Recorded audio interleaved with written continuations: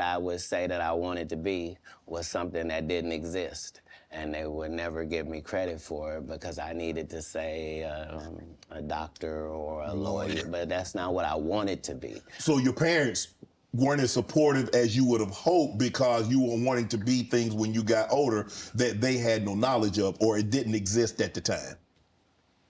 No, it wasn't that. It was, I'm saying I'm almost 100 years old right now, but if we go outside right now, I can run a 4.340 or sub. I can do a 4.16 if I'm Oh, there's short. Jimmy John's across the street. We can order a sub. But oh, you've been on the submarine. That what you sub? So back then it was even greater. So you got this guy that all the coaches want to play. Man, Katt, don't do that. Hold on, because I'm 5'5" in the 5th grade. I've been this size my whole life. Like, there was a portion of school where I was one of the big dudes. Like, as soon as everybody caught their growth spurt, I was out of there. But I'm saying I was a competitive individual. My father was an athlete. I can see that. Like, no, I've been 145 pounds my whole career. That's why I never bothered when they said, your cat's on drugs. I knew, how you gonna prove that?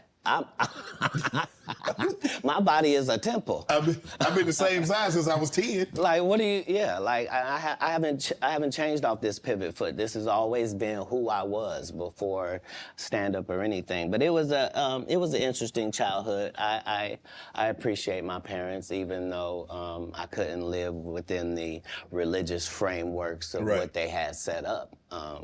But that was more not wanting to live a double life and not want to embarrass my family. You know what I mean? Because I read where a form of punishment for you is that they would take books because you mentioned you were such a voracious reader. And a form of punishment was when they would take the books for them because you could read fluently. You told me how at like 3 or 4 years old you could read, not just a little child's book, but you could read. Well, I'm saying when we go to Haiti to do missionary work, understand that my mother and my father, nobody that's there with us speaks French. And, I mean, it speaks Creole and reads French. So I'm in charge of everything, from the housing to the cars to the gardener. Like, I'm saying, so I'm not just reading, I'm reading in multiple languages. Like, How old are you at that time? I'm probably reading 3,000 books a year from the time that I'm 8 years old to the time that I'm 12. No fiction books at all. I'm only reading nonfiction. Does that answer your question, Fee? No, because okay, so nonfiction is great, but he just went to a range of 12. Either way, I'm just wondering. He said he went to school at 7. So was he in grad school when he read that amount of books at that time, or I'm just thinking a little deeper. I'm just trying to follow the timeline. What I'm doing is playing devil's advocate to just make sure they don't know some story. But it doesn't mean it's not true. But that is a typical, I will say, to play devil's advocate to your devil's advocate, is he was multilingual with the French and the English. Oh, absolutely. With the immigrant parents and having to do everything and being raised in the church. I agree with that. Most of my friends and my sorority sisters are Haitian. They speak Creole and everything. You know what I mean? So that part is fine. I'm talking about that. He said 7. Most people who say they went to college early, they might say 15. So he said 7. That's all. That's literally all I'm interested in right now. Not the language. No fiction books at all. I'm only reading nonfiction. You could drive at 12. You received a full scholarship to the National Science Academy in Dayton, Ohio, but you failed, so you couldn't become. So you could become. It says at 12 he got a full scholarship to the. Wait, let me go back. Let's say. Now 12 is a stretch, but he said 7 at first, so I believe 12 because that's. And it seemed very confined and restricted, and nobody seemed like they were having fun. It just seemed like everybody was smart. I didn't want that. That wasn't what I was signing up for at all. And plus, I thought that I was Jesus was my big homie. So you know how you get a story about a dude joined the gang and you get a big home, right? Like at this particular point in my life, my thought is that the Bible is the greatest book that's ever been written. Okay.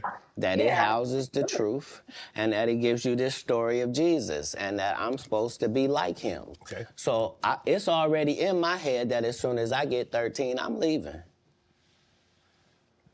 You at 13, you not only like, okay, Mom, I'm moving out. You moved from Ohio to Florida on your own. Was he in college You at weren't 13? afraid. I mean, you like, did you? Hold on. Did you not have? Don't, So what were you gonna do when you got to Florida? Don't say I wasn't afraid. There's no such thing as a human being of not being afraid. Okay. There are certain human beings that understand that being afraid in no way stops you from doing what you got to do. Okay. Yeah. So I was afraid, but I couldn't be that afraid because I knew what had happened with Jesus. I knew how it worked out. I knew that I wasn't in the wrong with how I was feeling, and I knew that I didn't have any bad intentions in it. Right. So I trusted God that it would work out. Why Florida? Because if you're raised in Ohio, the one thing on your list is, I'm gonna get away from snow, and I'm gonna get as far. I want to go. Tell me the place. I literally went to a truck stop and I asked all the truck drivers where they was going, and there was one guy going to California and there was one guy going to Florida, and they told me how long it was gonna take, and so that's why. Is I ended up anybody in wondering Miami. about college at this point? Because How he you went get there? to You truck caught a stop, bus? go to- or- no, That's what I I'm just saying. told you I was at the truck stop. No, I think we way past the college conversation. Oh, because he went at 7 and he already got his bachelor's. No, he went at 12. Right. Maybe they started off. Knocking it. Maybe I'm just too big on the details, but he said 7 at first. Yeah, maybe they started. I don't know. Maybe they started. Maybe he went at in- 7 and graduated at 11. You know, because he was, he did the 4 years, and then at 12 he No, decided. he didn't. I think he said he went and he didn't like it. It wasn't for him. Oh, so when he was 7, he went and okay, got it. No, he was 12. He got the full scholarship to the. So what happened at age 7? I think that's when. I don't know. I don't know what happened. He said at 7 the colleges started looking at him. Looking at him, and then he got the full. He took them up. The family took them up on the offer when he turned 12 at that place in Florida. Oh, man, I'm gonna have to look this up because okay, I'm being too cynical. My bad. Listen to the story now. It took 5 years to research college. He didn't go all 4 years, according to this. He's saying But that. But if they finally let him go at 12, but they started at 7. Yeah, at 7 when he started school. Because when you start school, I'm just listen. I don't know. It's all good either way. Sound a bit I don't know no fucking kid that's going to college at 7 years old. They can't. Exactly. Well, that's my entire point, actually. But the kids, right? In those like Mensa programs and Genius programs, do start looking at them because they are testing off the charts. That's true. So by the time he hit 12 on some young Sheldon shit, they was like, okay, now we can offer him this because whatever. He was in elementary school before, and now he's finally in high school. I don't think so, but he can't do it. I'm being facetious. Never mind. Let me just shut up. God damn it! Either way, the whole thing that I'm just saying. My major point was this piece is a piece that's causing me to look deeper into the story. It's just like okay. So look at this when they start when you get into. Let me take my daughter. I'm not saying she's super genius. I know that, but it's like discrediting his like this. There's no chronological. Never mind. I'm too deep into it. Never mind. Yeah. I'm just saying, like, I wanted to believe that his first half of the story, but these little details are now kind of taking away from the credibility. I think that I don't know. I think maybe you have is it the age? Because when you go into school and they start testing you and attention starts coming on you, they gonna start sending them people after you. Even in up north schools, you can start first grade at 5. He was 7 and going to college, is what he initially said. I don't think he said he was going to college. They probably started scouting, or they were like, oh my God, this kid is crazy. He's speaking all these languages. He's already reading at You don't speak mad languages. Nina, do you speak Creole? Mm-hmm. All my friends speak Creole and Spanish. Hola, ¿cómo está? Mira, yo hablo 3 languages. I'm just playing. I'm just joking. I'm just being, listen, don't go down this rabbit hole. I'm just being facetious. It's all good. You know what? Get my goddamn nerves. Don't take the carrot. I believe him. 7 is like, dude, like, if you're down south, you can go to first grade at age 6. But in New York, you know, he didn't say. I'm just saying, when people be adding in small, like, incredulous details. He didn't say he went to college at 7. He should have mentioned college at 7. He probably started getting scouted at 7, because 7 is when you enter the system and they start testing you. And if he tested off the charts, then of course everybody. You off the charts is first grade to high school. Off the charts is not first grade to college. What? Off the charts at 7. Okay, so if you're ahead of the game and if you're in a northern school, you can go to first grade at 5. So if you're testing off the charts at 7, off the charts would bring you to high school, not to college.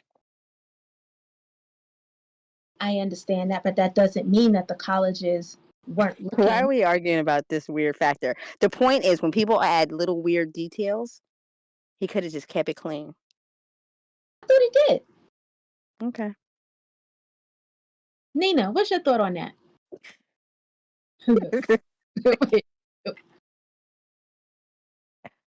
Facts. Let's get to the tea. I didn't hitchhike. I got in the back of the dude's 18-wheeler, me and my Rottweiler puppy and my suitcase. Yeah, because I probably had $2,500 on me, like I was shoveling snow and cutting grass. Like, I always had $2,500. When did you make the decision that you were going to leave Ohio and go somewhere? And it ended up being Florida. So, but when did you know that you were leaving Dayton, Ohio? Too many weird.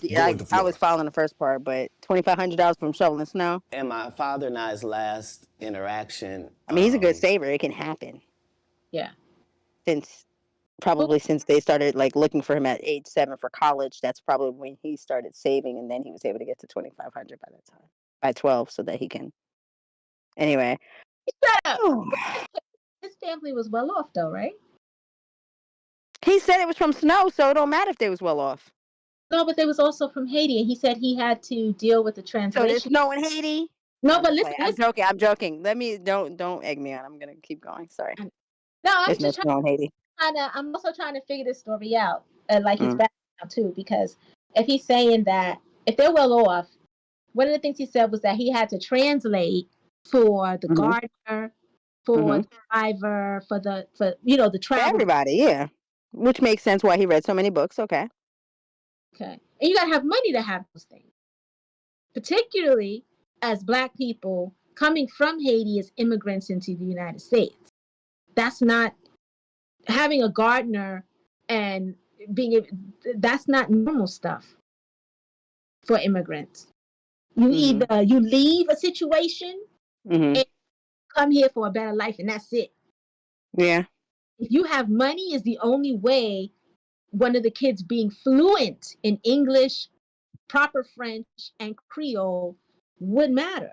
And you'd have to have a really smart kid to do that. So my ex is Italian and Haitian, and his parents, they were, from Haiti. His parents did well, they're dentists or whatever here in the States. I mean, like, he's fluent in 4 languages, including Italian. I don't know.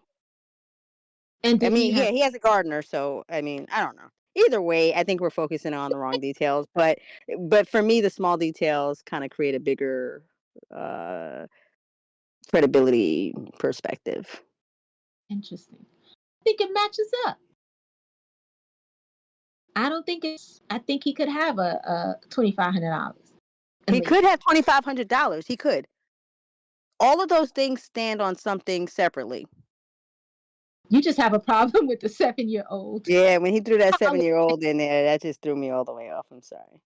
Let's But get back then to at the next sentence, he Somebody said he could have started not reading made the it. encyclopedia at 12. And we So both understood. I thought he said he had no. That was I all. don't care no more. I'm done. What was I the don't care. disagreement about? If you say that my He should have family stuck is to the very big facts. I don't religious, care about these little facts. just say I'm not. They're diversions. So anything that I'm Distractions. going to do is going to fall out of the guidelines. Right. But I'm not going to let you tell me what I'm going to be, even especially if what you're saying is wrong. I can't condone wrong, and if I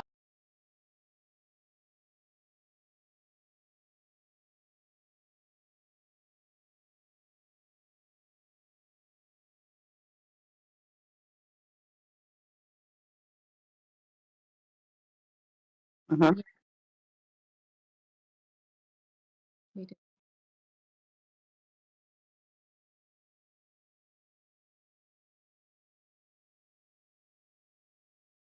Mhm.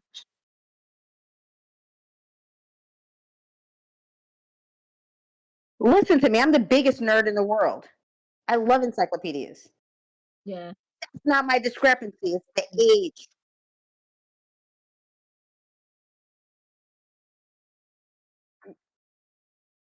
I agree with that. I'm the biggest nerd. All I did was read. I'm talking about the chronological timeline. Anyway. I like it because Hell yeah, I read a lot. All I do, listen to me. I'm talking about chronological timelines. Obviously, I'm the biggest nerd. My cousins made fun of me. Yeah. I read encyclopedias. I'll give I'm this. just talking about when he said 7. That's all.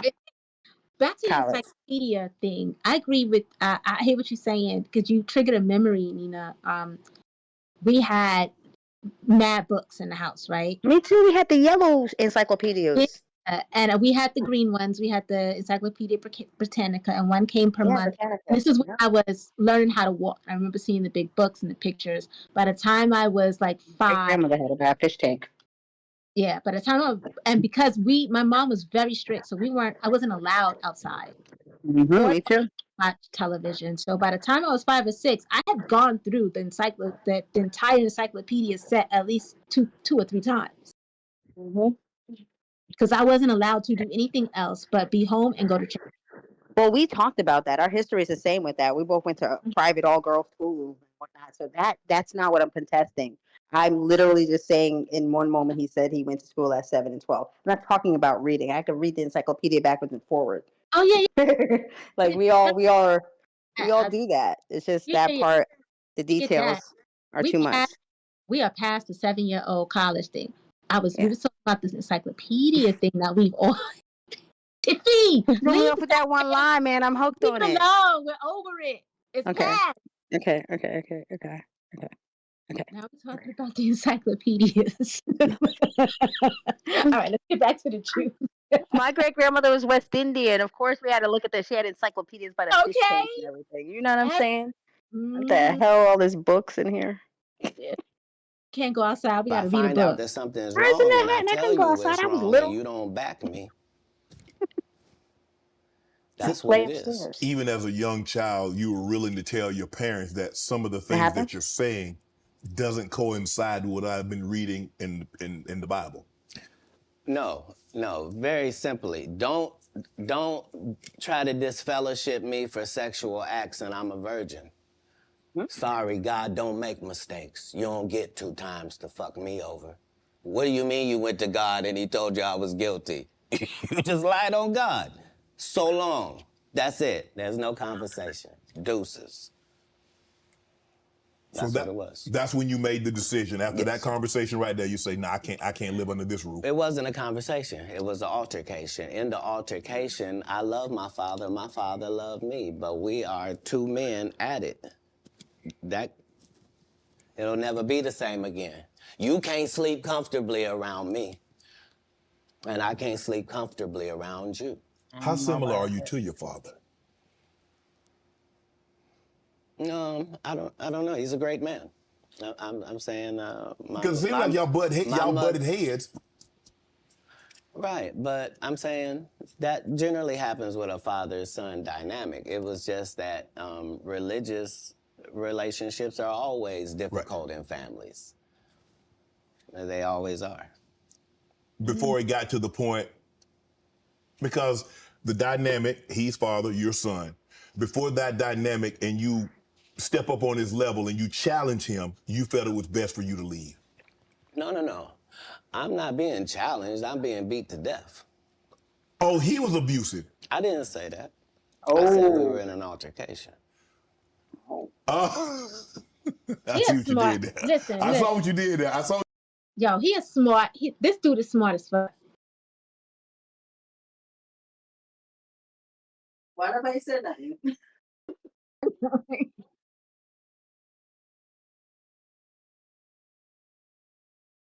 Yeah. Yeah, man. And without saying nothing against his father or saying that he was abused or anything like that, he was like, something was said about me that was untrue. We had an altercation and I left. I took my little piggy bank savings and bounced. But I love the way he did that. Like, Katt Williams is a fucking masterclass in, yo, man, we need him. Listen, we need him as our mentor. This man been through the shit. Yeah. Just don't bring up college in front of Fee, because then let's not bring up the educational piece, because Fee will be like, no, motherfucker, that's not what had it. That don't make sense. Yeah, I'm just looking at timelines. You know, men lie, women lie, numbers don't. Remember that. I know that's right. He said, heard him say, Liar.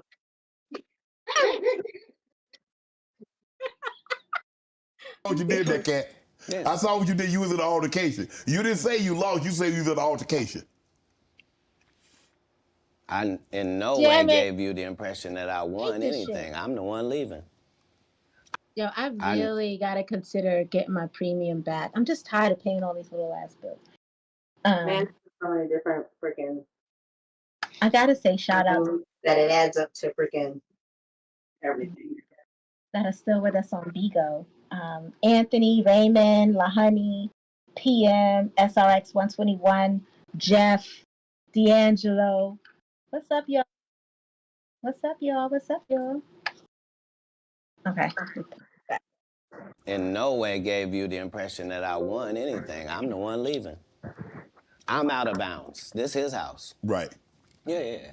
So as long as I'm going to be under his roof, there are certain things that I'm going to have to do. Right. And the only way that's going to change is either this or that. And I'm saying I had two younger brothers. Like, I'm not an unreasonable person. Like, I don't have any mental issues whatsoever, despite what they lead people to believe. You know, I make pretty good decisions. Were you not... So how was their relationship with your father? Were you not afraid to leave them? Well, I asked because it went all the way to the actual department, so it was actually going to be something. And when I asked them if they could just make sure that my brothers didn't get separated and what have you, they said they couldn't make those type of guarantees, that they weren't really sure what would happen if this went down. And so part of leaving was the hope that it would be okay for them, because none of them experienced what I experienced. I'm saying I'm the oldest. It's a lot riding on me. I'm supposed to at least religiously hold down the family's name at this household. Right. You know what I mean? How much older are you than the baby and the knee baby? Like a lot older. Like if I'm, I 12, think, 13. Yeah, they're 5 and in Pampers. Wow. You go to Florida. You tell the story. I've heard you were homeless, and somebody else told the story, said they were homeless, and you said they They hijacked your story. Now I don't. At 13, I shouldn't have to tell you I'm homeless. I'm in Miami, Florida. I have no family members in Florida. I couldn't buy a house if I wanted to. I couldn't get an apartment if I wanted to. I don't have a credit history. Like, this is not a stretch for me to say that I'm homeless. I'm living in a park in Coconut Grove. The park still exists to this day. For 8 hours a day, I would get up and go to the library and study for 8 hours a day to increase my education. And then I would leave out of there and go to the marina and steal car radios and make $2,000 almost daily. Like, I had a routine. So you really could have played that old thieving Santa Claus. You could have played him. No, the Santa Claus wasn't a thief. The Santa Claus, you can't tell me. I read the script. Ricky Smiley told you he didn't read the script. The Santa Claus was a crackhead. He just had that outfit on.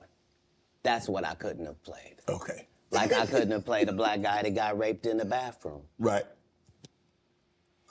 So at any point in time, you like, man, I made a mistake, man. I should have stayed my buddy in Ohio, man, because this ain't what I signed up for. I didn't experience anything once I left home that I hadn't signed up for. If anything, it saved my life.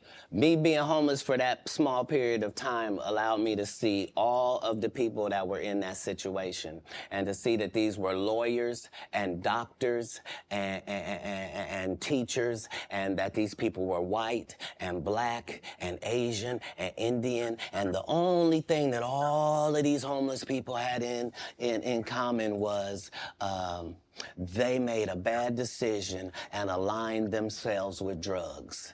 And I interviewed them all. What drug? What? And guess what, Shannon? What? Nobody had a great story. Nobody had a great story of what meth had done for them, what crack had done for them, what cocaine had done for them, what heroin had done for them, what speed had done for them. Nobody had them stories. Everybody's story was, I had my life together. And then I decided to do this dumb thing. And I lost my wife, I lost my house, I lost my cars, I lost my reputation, and I'm now out here sucking penis. Wow, that's what? Talk about scared straight. You ain't got to worry about me. If it ain't weed or nicotine, you won't see me touching it. I don't want no parts. I done seen what these things can do to people. Anything that take over your free will is the devil itself. Have you ever thought about what your life would have been had you stayed in Dayton, Ohio? No. That's like asking somebody that's in the NBA for 14 years, like, what would have happened if you didn't come to the NBA? Oh, I shudder to think. I thought it was what I was made for. I thought it was what I was built for. Anybody that knows me will tell you that when they first met Katt Williams, when I was Cat in the Hat, and they tell these stories about how he changed his name. Look, the truth of the matter is Disney sued me. Yeah, I was Cat in the Hat. They sent me a cease and desist letter, and I'm not even making $25,000 a year. And the mega company Disney has sent me a cease and desist telling me I can't use any variations of that name. Fine, I'm Katt Williams. That's all that happened. I have been this same product the entire time. They will tell you when they first saw me doing stand-up, I was just like this. This is what I bring. This is my style. Well, guys, when did you know were you always funny? Did you always want to be a comedian? Did you? On that note, when did I'm gonna have to hold my thoughts and follow up with you guys tomorrow. I have a lot to say. It's absorbing. Yeah, and my comments are definitely going to be interesting because I was following the dude. Yeah, I'm not gonna, Okay. All right, let me turn this off. Hold up. Integrity is wonderful as well. Don't get me wrong. I'm huge on integrity. However, I have some other thoughts. Oh, shit. I'll give a little hint before I head on, because I got to get my beauty sleep, my skin and whatnot. You know what I'm saying? I've been on order. But I'm going to just leave it on deflection. So with that being said, I'll give more. We can start back there. Mm-hmm. It's deep though. Any final thoughts you want to add on to that tomorrow, Nina? Because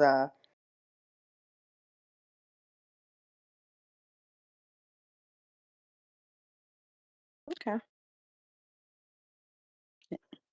it's definitely interesting. I will say, but yeah, I'm also keep it real. I know that's right. And there's nothing against him or any of them or anything. I just listen to the story, and it's not about that 7. I'll let that go.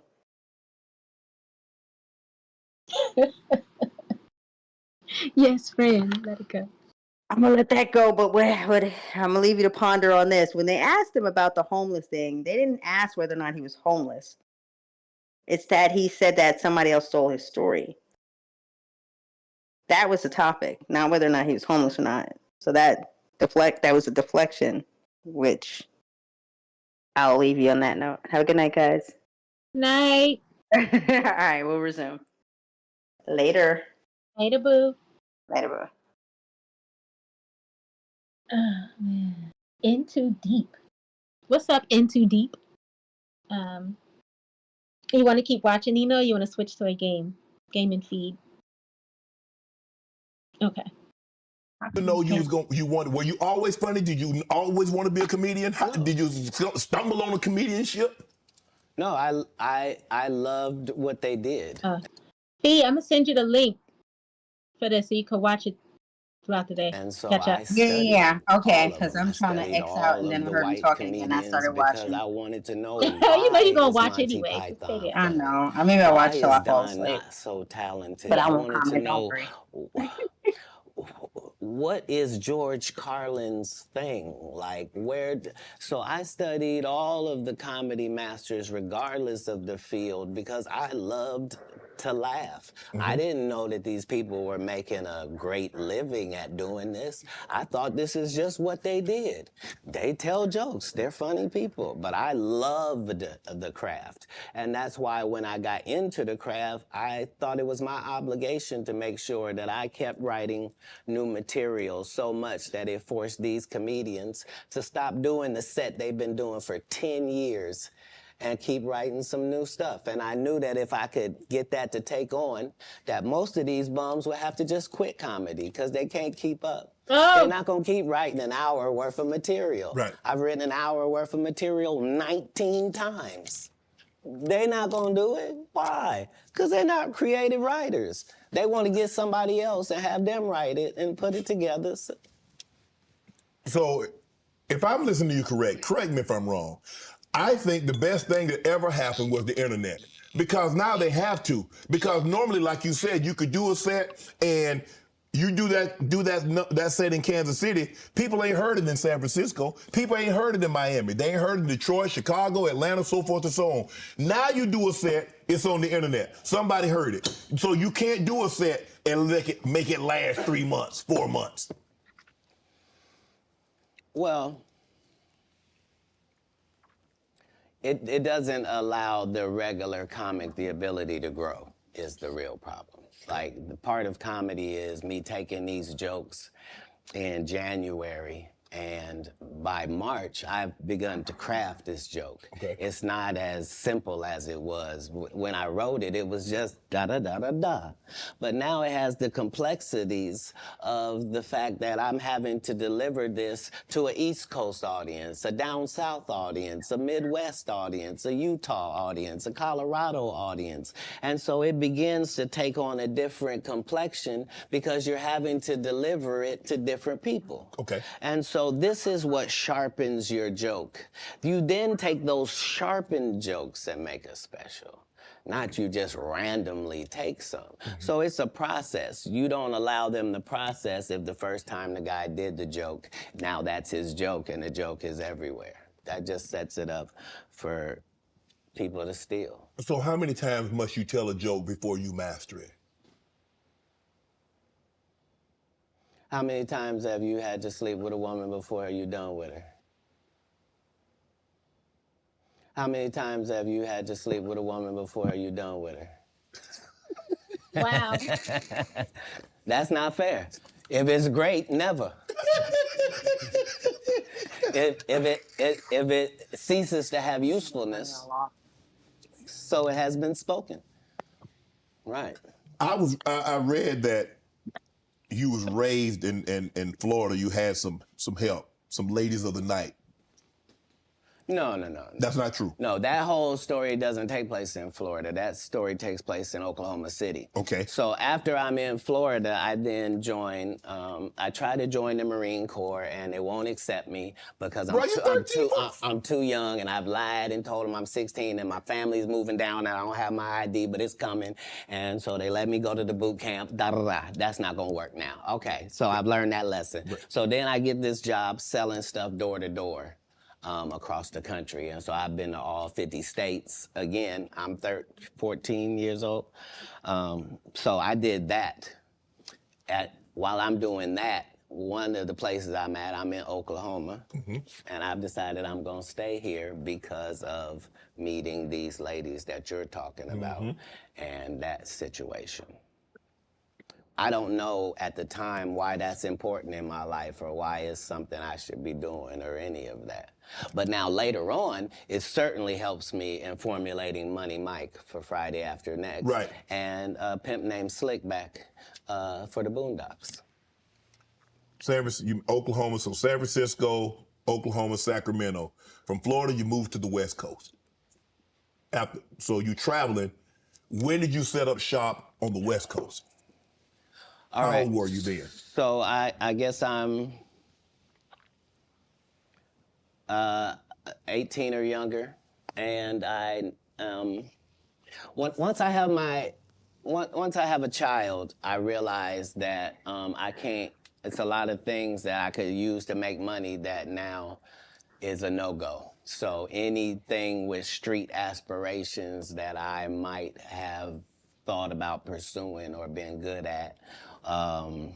I now am a single parent and I gotta redo this thing. So I need comedy to really work out for me. Right. And me and God go into extreme conversation where I'm explaining to him that I'm a crash out dummy if he don't send me a lifeline. Like I need something I can hold on to. Before I had left Florida, I did stand up one time because we was trying to get in the club. I didn't have ID. So I said I was a comedian. They ended up having me do 5 minutes. But I kept that in my head that I had done that. When we get to Oklahoma, they're having a competition for stand-up. And if you win, you get to go out on the road with Jeff Foxworthy and Dan Whitney, who is Larry the Cable Guy, and Richard Jenny, and these great comics. You get to open for them. And once I did that, I realized, okay, as a comedian, I'm like way behind schedule. I done started this too late. All the funny guys are already funny and known names. Like, how am I gonna progress? So I realized that I do better with a white audience than I do with a black audience. And I'm not sure why that's occurring, but I do better. Can I ask why they so disrespectful with how they put the fucking commercials in? Like, why? Could he be like, all right, stop right there. We're going to go for commercial break. Give me a sec. Just in the middle of the fucking conversation. Like, all right, my bad. Sorry. Sorry. With a white audience than I do with a black audience. And I'm not sure why that's occurring, but the white audience likes me more. That's interesting. So when I moved to Sacramento, it's because Sacramento has a white and a black audience almost 50-50. That's almost the makeup of Sacramento. So I live in Sacramento for 2 years until I get to the point where I am equally as funny if the room is black as I am if the room is white. That's not enough. Now I need to be one of the good ones when it comes to black comics. So now I have to move to Oakland, and that's what lands me in Oakland for 3 years. Once I have dominated male black comedy in Oakland to my liking, now I'm prepared to go to Los Angeles now. Now I know you can't throw me any curveballs. If it's a white audience, if it's a black audience, no matter what they are, I'm prepared to deal with all of the audiences. Do you write jokes according to the audience that you're going to be in front of, or is your joke universal? Well, in the beginning, part of my framework is that I'm tailoring every show to this audience. Okay. And that's how I was able to show my range and show that I was better than my competitors, is that I'm Katt Williams, but I was still doing clean comedy. So I was still going to churches and doing 45 minutes of stand-up at the church with no curse words, no sex, drug material, no none of that, just straight stand-up. And then I was doing everything else. And at the regular club. Yeah, that was the range, is that when in Rome, do as the Romans do. So that's how I started. But as you begin to get better, you begin to be able to speak to your entire fan base. And that's really what's been helpful, is that I've been having the same conversation with my fan base for 12 comedy specials. Is that what set Katt Williams apart? Is your range? Is that you can do a comedy, do 45 minutes in the church. I can go to a comedy club in front of 250, or I can go into an arena with 15,000. That's range, because everybody can't do that, Katt. Well, if that's what range is called, then yeah, it's range. But I like the people I'm talking to. You see what I'm saying? So it's not like it can't be condescending, because I'm talking to my white male friend when I'm telling that white joke. Right. When I'm talking about this joke about this black lady, I know that black lady. That's who I'm talking to. I'm speaking to this fan base that I've been speaking to from the beginning. I already told them what I was on when I first came in. I told them they was gonna come after me, they was gonna cancel me, they was gonna say terrible things about me and try to mess my life up. I said that coming into stand-up. I'm saying it in my So you first. knew it was gonna be. It has to be. I know I'm going into the belly of the beast. How could I be naive? I know that I'm going into Satan's playground, but I'm trying to be so good that you got to bring me in so close that I can see who's doing what and what's going on in there. In San Francisco, you joined the Nation. I was never in San Francisco. I was in Oakland. You was in Oakland. Did you join the Nation? Is that?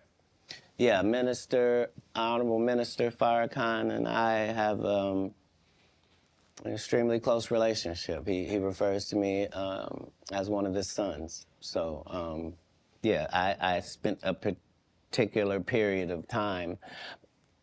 Let me explain. Yes. Because my particular background was already religious and super strict, right? I didn't find out about other religions by reading about them. I went to their religion. I don't want to learn from Jewish people from outside. I want to be in a synagogue. I don't want to learn about Muslim people from, I want to be in a mosque. I don't want to hear about the Baptist or the Pentecostal. I want to go to their church and see. And so that was the religious discovery that I was on through that period in my life. When did you know you were funny? Probably about 10 years. Probably about 10 years ago. 10 years ago? Yeah, about 10 years ago. So you didn't think as a child, because obviously you said the very structured background, your family was very religious, so obviously you didn't get an opportunity. I never did a talent show. I was never in any extracurricular activities. I was never in drama. I was never in band camp. I was never a Boy Scout. And you didn't stay in school long enough to get funny because you dropped. You understand. You understand. So there was no, I don't tolerate high school games. I didn't go to high school. I don't know how most of the games they think I play, I'm not even aware of them. But Katt, for you to get on stage, and like I said, a lot of people, like a lot of comedians, I had a few here, they're like, okay, I told jokes to get girls, I told jokes to, get people to laugh at someone else. Yeah. But you is like, you say you did comedy one time in Florida. Yeah. And you had this other opportunity, like in Oklahoma, that they were going to take you out if you won the talent show. You was going to go on the road with these well-known comedians. And I did.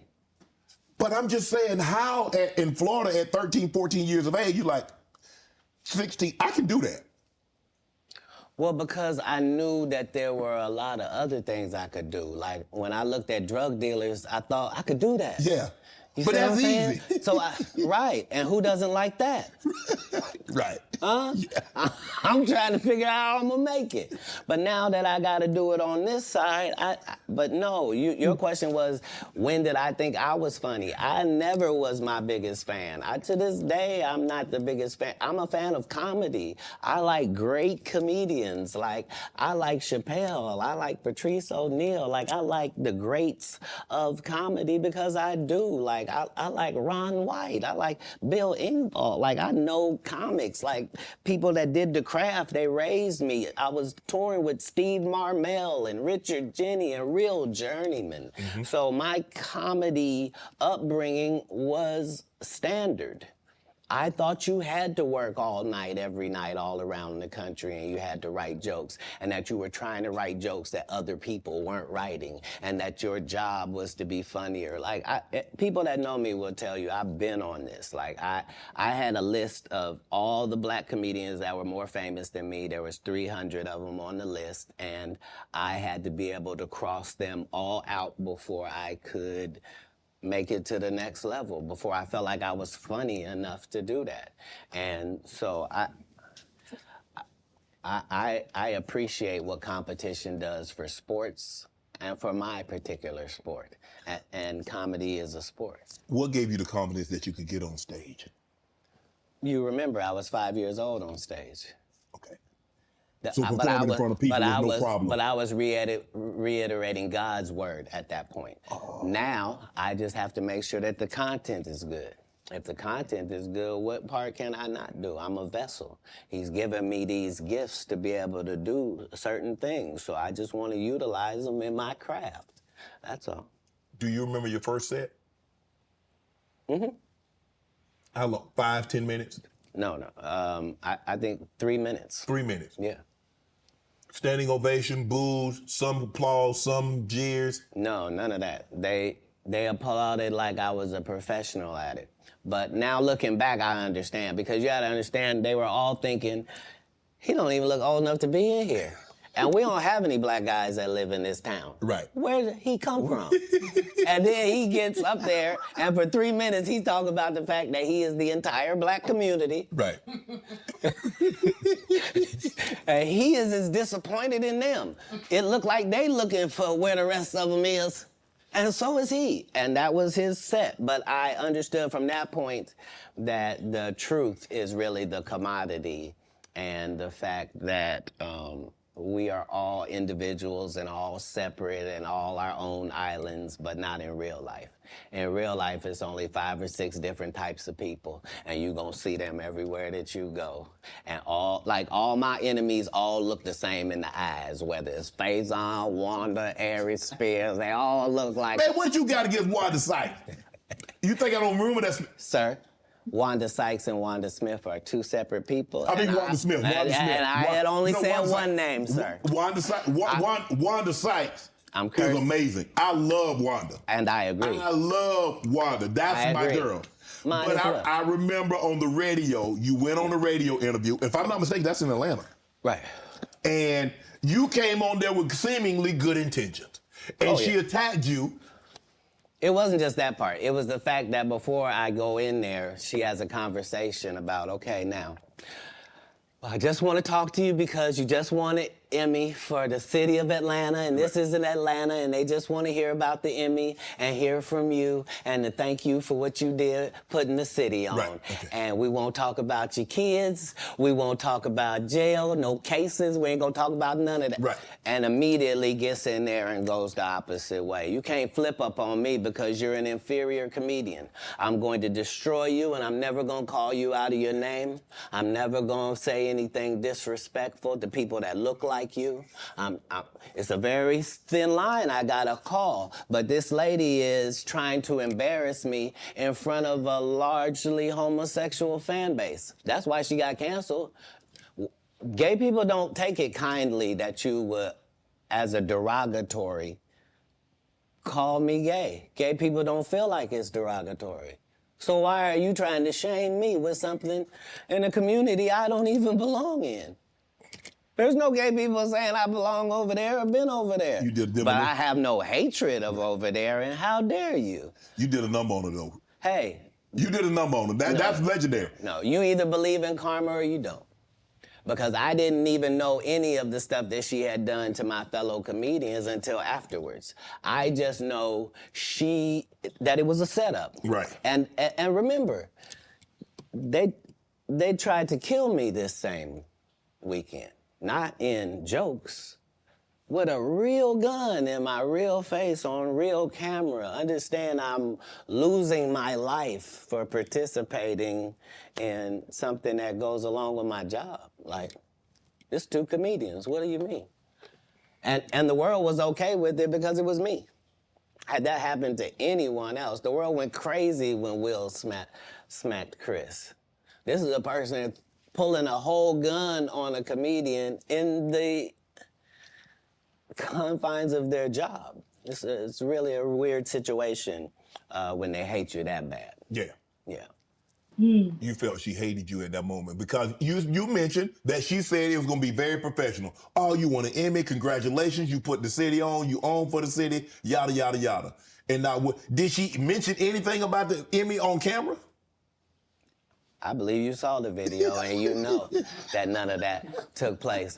See, I believe you saw the video and you know that none of that took place.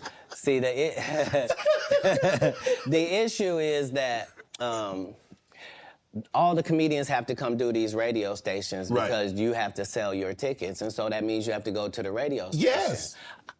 I don't go to the radio station, and I don't make posts to sell tickets. I just don't. So you've not seen me. I'm not here in some subservient position where somebody sent me over. You here out of the kindness of your heart. You are. No, I'm saying the interview yes. situation. Yes. Yeah, yes, right. For sure. Yeah, and this person knew I wasn't there for that, or But how hard? Because you have to understand, she is a female. And so you have to be careful. You have to handle her with kid gloves. Sir, you want to go ahead and take that out? You don't want to be against equality, do you? No. What you just said was very unequal, sir. Bruh, I think maybe you've had enough of this.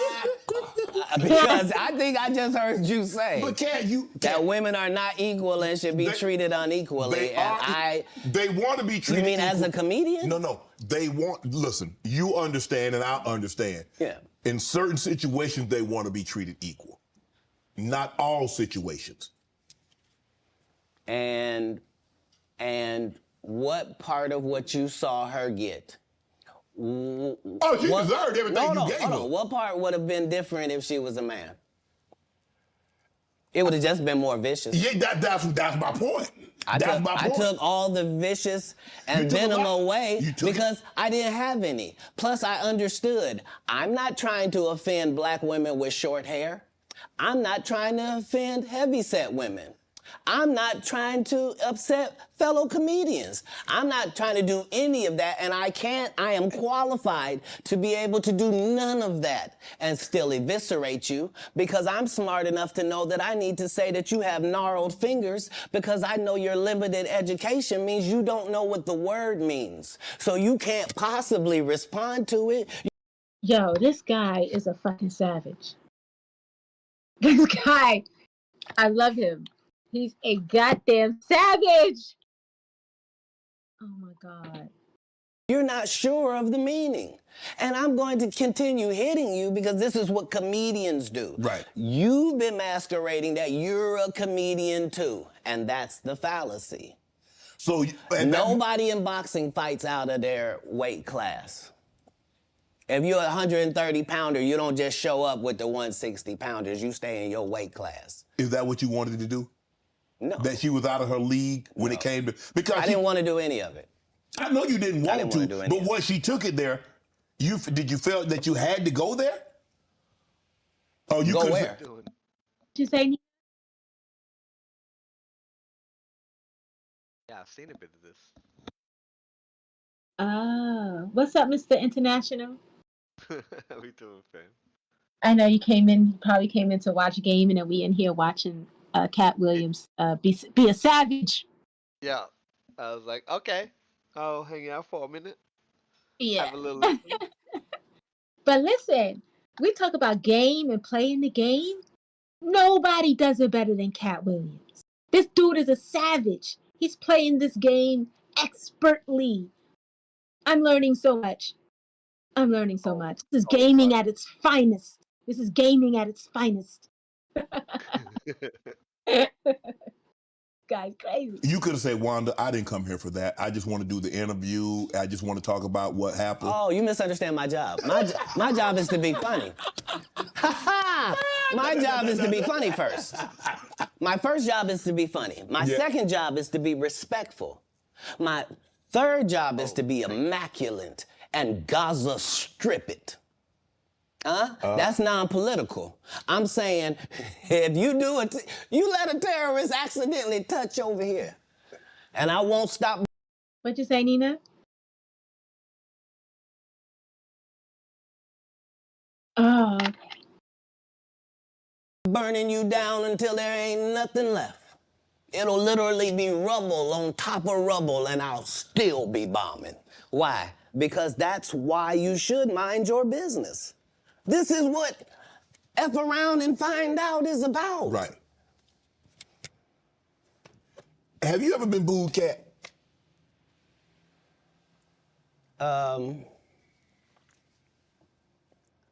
Yes. Yeah. I have.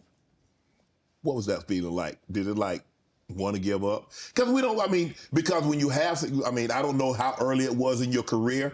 Obviously, it hadn't been I don't think it's in the last decade because you've been immaculate. Have you ever dropped a pass? I have. I've been booed too. Have you ever? Listen, like they just putting extra fucking commercials in here for no fucking reason because they know we watching it. I hate this shit. Sorry. Ever dropped a pass? I have. I've been booed too. You know the little segment between everything is fine and I got it, and then you noticing where it is now? Mm-hmm. Yeah, it's that. The thing about, as a comedian,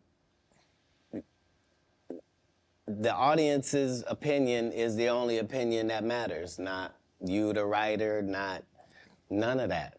And so I don't think any comedian has ever been booed unnecessarily either. They deserve it. Oh yeah. I'm saying,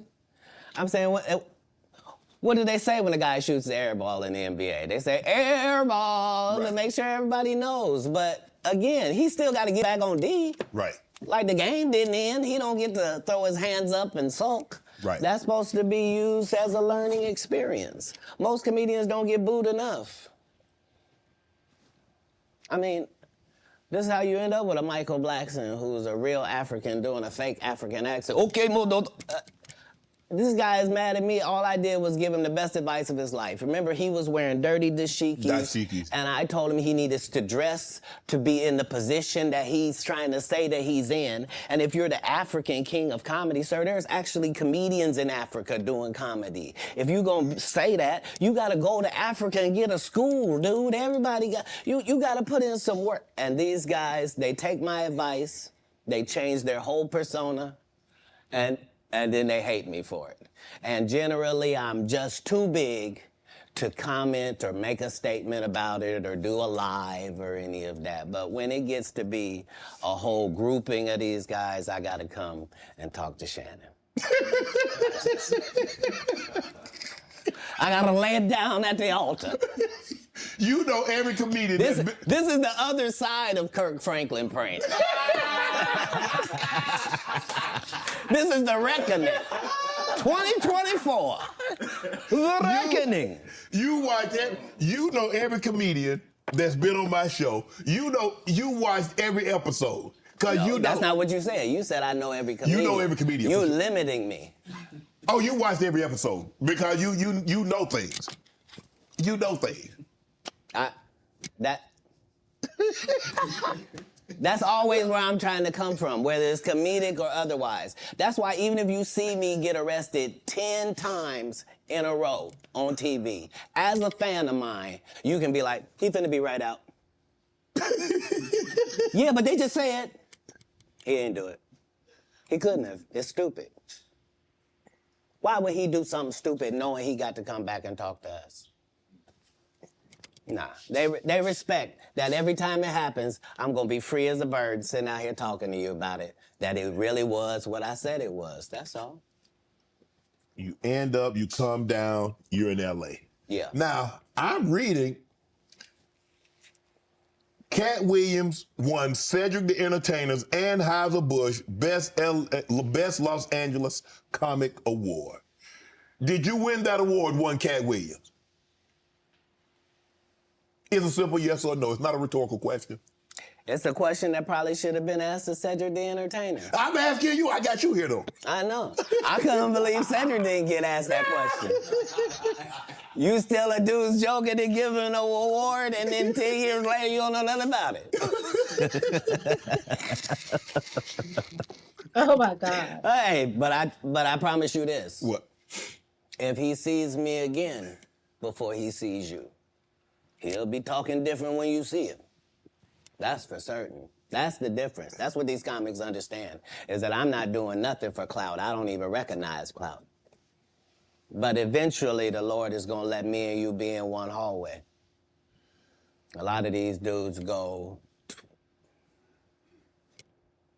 Kevin Hart done went 25 years without ever being in the same building with me at the same time. If I go in the building, he walk out. You've never seen us in the same building ever in 25 years. Like, it's like that. Why? Why? Yes. Because I'm really the product. It's not what you think. I am never under the influence of anything. I'm always in my right mind. I'm always a physical specimen. And when you see me, I'm much, much bigger than you had thought. I have far less play in me than you would like. And I'm relentless. I'm out there. I'm still, to this day, I play 11 games of basketball with a 20-year-old. The record is 92-6. This is just in the yard, just to the rack, just cause. You work out, Cat? You work out, Cat? Not to the gym. You don't work out in the gym? You do push-ups, sit-ups? My whole life it was just push-ups and sit-ups only. I would do like 100 push-ups a day. Just. I thought you were gonna say 1,000. No, because this is literally every day. Right. This is not for the gram. You know what I mean? Like literally 100 a day. And I would do push-ups, and then I tore both my rotator cuffs. And so it was only thanks to. Shouts out to our friends on Bigo. Shouts out to our friends on Bigo. Thank y'all for showing love. Really appreciate y'all. We just sitting here sharing our viewing of this Katt Williams joint. What's up, Elazar, JJ, Normal, High Five, Ace Mars. What's up, y'all?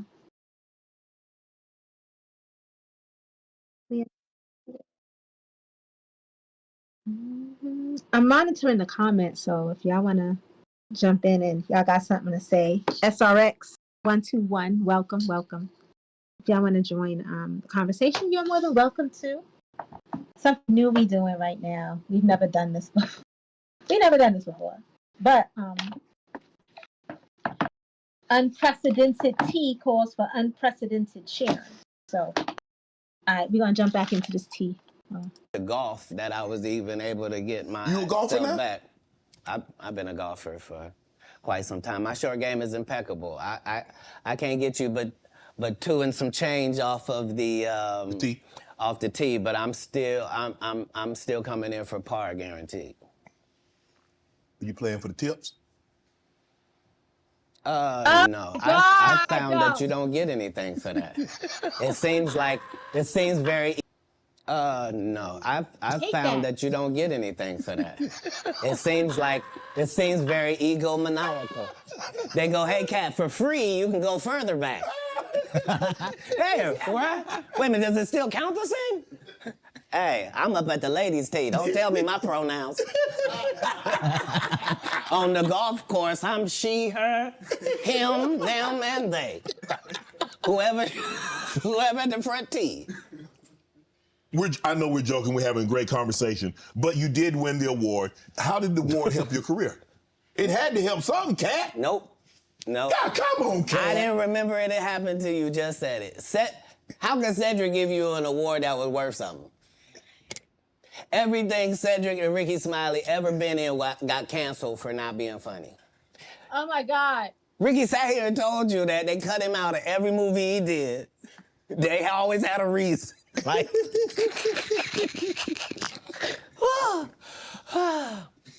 that's why I'm funny, because I'm a happy person. I laugh all day long. I can't even imagine the misery of these bums. Just to not be good at what you do, not work hard at what you do, but have to act like you the best at what you do. It is crazy. It's crazy. But they be touring, they be doing like 100 shows a year. That's me. I don't run into none of them. That's what I'm saying. If you a Faison Love fan, you mean you've been a fan of him for 32 years, you still waiting on him to do his first special? You mean to tell me if Steve Harvey, your favorite comedian, you mean you've been waiting for him to do stand-up for 15 years now? I mean, Steve got a lot of other... DL's still out there. None of those irons matter to stand-up. Who cares that they wrote a placard for you to do Family Feud on? Like, you're successful because we're surprised you can talk for a living and it's entertaining that you're gonna say some funny country things. But not a writer. Right. Wow. Not a writer. How did you develop Money Mike and get it? Everybody talk Money Mike. How did you come up with that and said, you know what, this is how he should dress, this is how he should talk, this is how he should look, this is the kind of whip he should ride, this is how he should talk? So if you'll remember that was my first movie, just understand that what I did then, I've done with every single role, whether it was an Emmy-winning role or whether it wasn't, whether I was playing somebody homeless, whether I was playing a dirty vagabond on Atlanta, whether it was an eccentric guy in First Sunday, regardless of what the role is, the first thing I do is erase me from it. Okay. So anything that I would naturally do, that's what I'm not going to do because I'm playing a different character. You're playing the character, okay. Right. So I then create this person based upon real life circumstances. So I don't have to wonder what a pimp thinks because I've been in that position for a little while. I also worked manual labor for some time in my life, so I don't have a problem paying somebody that works, and I don't have a problem being a go-getter because I'm a go-getter. So I bring whatever I can to these characters. I was able to, the first week that I got the script, there was a pimp guy that used to be a pimp, but he wasn't anymore. He was a rapper now, and his name was Mac Minister. And he had been a pimp and was getting ready to be a rapper. And I had never done a movie before. I was a stand-up, and I'm getting ready to do the movie. And so I was able to craft what a real pimp was like, what was too much. I didn't want to be stereotypical. Right. I did the research. I saw how many times people played pimps, and they were always... It was always something weird about them, I guess, because it's a weird job, you know what I mean? Right. And I wanted somebody that didn't seem like none of that he really thought it was a business and treated it like that. And so, you know, adding those levels to acting is what all actors do if they're not Steve or Cedric or Ricky. Like, you're trying to create a character. Okay. Nina, you there? It's the petty shots for me. Fee, you there? Are y'all hearing this? Yeah. Like, he's 100% right, but I just love how he just nicely slathers on a nice little helping of whipped cream on top of the pie, humble pie he's serving, and just carelessly spreads it around, lets it drip off the sides. Like, this guy's a fucking savage. Savage. A masterclass in savagery. But what I appreciate what he's saying about the actors and stuff. I really dig that. Yeah. Character. You can't just be Faison in every movie. Like, you just gonna take your shirt off on every movie? Like, why does it say that in your script? Man, let Big Worm live. Let him breathe, Katt. Let Big Worm breathe. Stall him out, sound effects. We need sound effects. You having an unnatural allegiance to losers is not like you. No. Yeah. We got a soundboard in here? You having an unnatural allegiance to losers is not like you. No, I ain't got no allegiance to the man. But you got to admit the role that he played, Big Perm in Friday now. You got to give him credit for the role now. Come on now. Let me ask you a question. Yes. If what you're saying is correct, why wasn't he in next Friday or Friday after next? I mean, his role, it wasn't good. Sorry. There was a lot of people that appeared in the first one that weren't in the second one, Katt. I'm just telling you why. I'm sorry. I'm sorry that there's a news flash that there are reasons for things in a business. Yes. Oh, okay. Well, why did you bench D-Lo? He had 2 points. What are you talking about? Shut up. But I like him. Nobody cares about that. That's not what we're talking about. These are business conversations that deal with businessmen. Right. Right. When you're good at something, you should progress. The guys that are not as good, they should fall down by the wayside. That's natural. So you believe if your talent doesn't support it, you should fall by the wayside, and the guys that have the talent and they get elevated, they should move. No, that's what water says. That's what the universe say. The universe say the levels. No, not I say. Who am I? I'm nobody. But I'm working every day as if I think that's what should happen. Is how it should be. And I'm choosing comedians that also write and work hard and don't steal other people's material. And I'm making sure that they all make $300,000 a season. And I'm making sure that they're not ever signed to me or my I need a conglomerate. Kevlar vest And for the that's why shots they're that he successful. behind. No. Like, it's people catching strays. He shot up the whole joint. No wonder everybody mad. But he ain't lied yet, though. Not one lie was told, sir. One. What's up, Marcos and Miguel and Tim? Over in Bigo. What's up, Bigo? Like, not one lie was told. Not yet, yo. Oh. Nina, you getting enough tea out of this?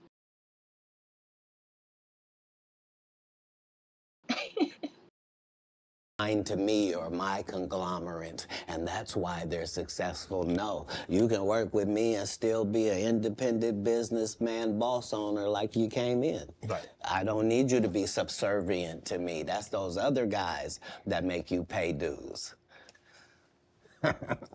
You said earlier that you rewrote a lot of what Money Mike was to say and how he behaved. So they allowed you the freedom, the liberty to ad lib. How much? Would they allow you to just make an interception if didn't nobody talk about it? As a football player, if the ball comes your way, can you just grab it?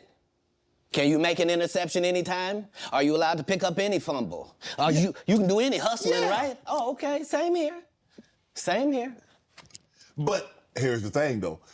Even as an offensive player, they might let me ad lib once I get a couple of years under my belt. They wouldn't let me ad lib as a rookie. That was your first movie.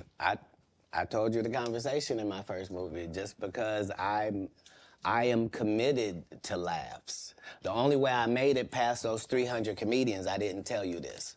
What it required is I had to watch all 300 comedians 10 times a piece.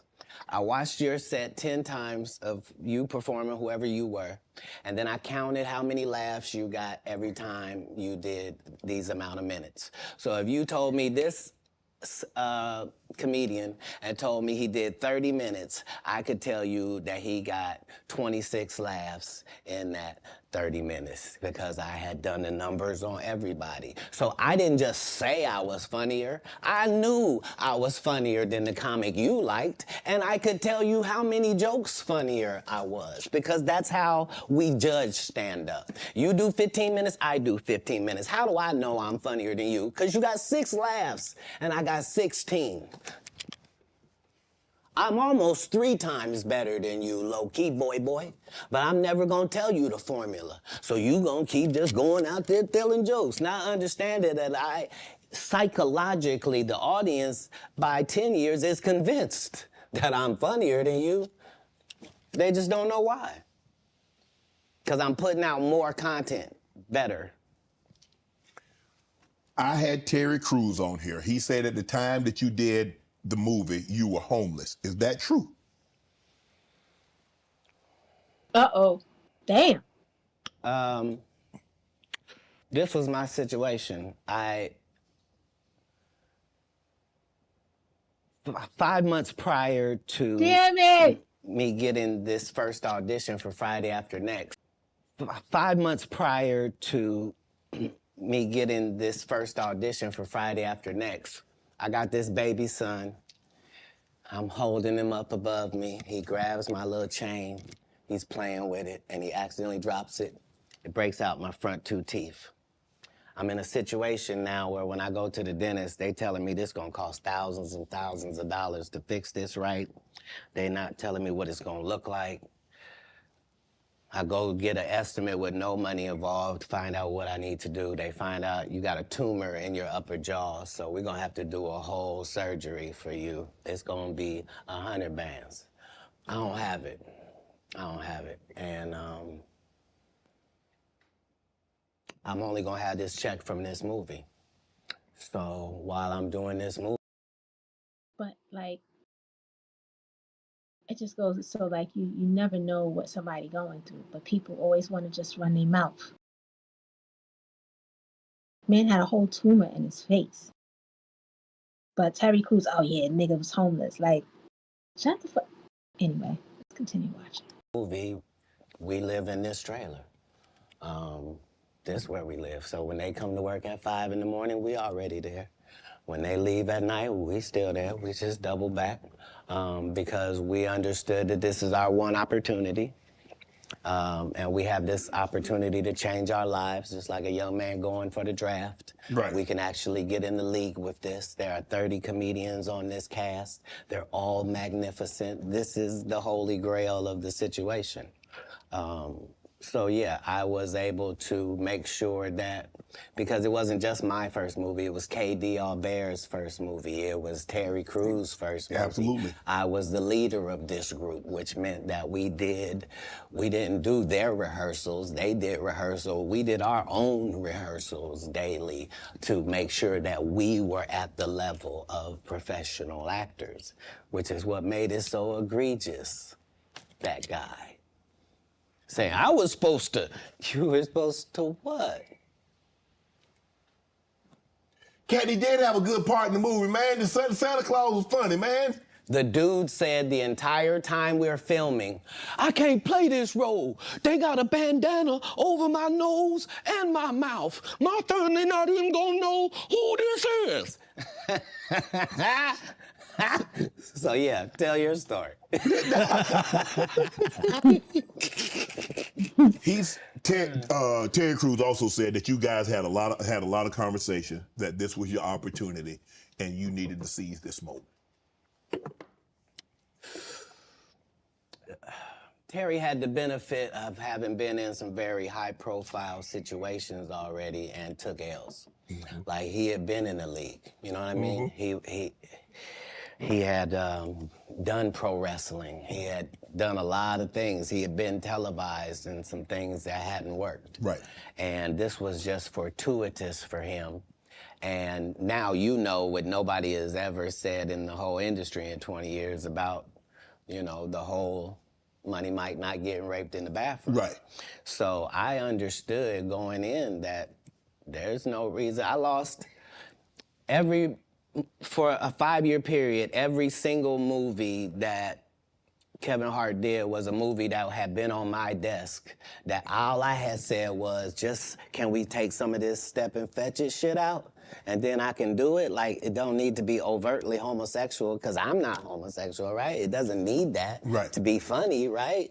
And me saying that and them going, oh yeah, no problem, and then going to give it to this other guy and having him do it just like it was, and acting like I'm a bad person because I keep standing on my standard. But yeah, it's interesting, but I wouldn't change it for the world. Like, again, I'm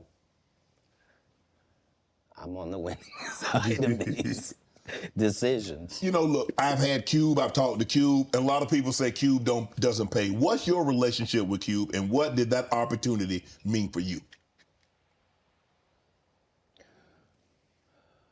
Well, the ungrateful bastards that would say anything about Cube's payment, you shouldn't even talk to them anymore. Like, you don't go to Goodwill, you don't go to a Goodwill thrift store and go, look at all this cheap ass shit. Why don't you shut up? Why don't you shut up? You could have went to Hermes. Why you didn't go to Balenciaga? Why you didn't get a bowl of Balmain? You want to have that conversation? Right. What you mean, the independent black dude who's filming it partly out of his fucking pocket? What you mean he didn't pay you enough? They weirdos. Weirdos that felt like they earned the opportunity because they were big. No, yeah. I understood. That ain't no $200 million movie. Well, I mean, how much did you expect you was gonna make? Well, I made enough to get them teeth fixed just like you did. Yeah. So it was no harm, no foul. I knew that I was gonna go from there, and there was no turning back for Katt Williams. Okay. Well, here's the thing. I wrote it. What I'm saying if I did it and I did a good job at it, you can thank me. I was involved. Right. I'm not gonna come later on and tell you, I never even read the whole script. So how you know what roles? What? What do you mean you never read the Hold up. I think Queen just came in the chat. Queen Hazel. Hey, friend.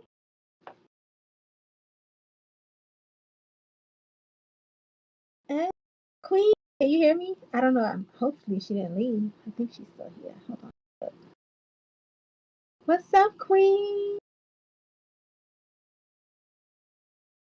Queen. She go. Queen. All right, let's get back to it.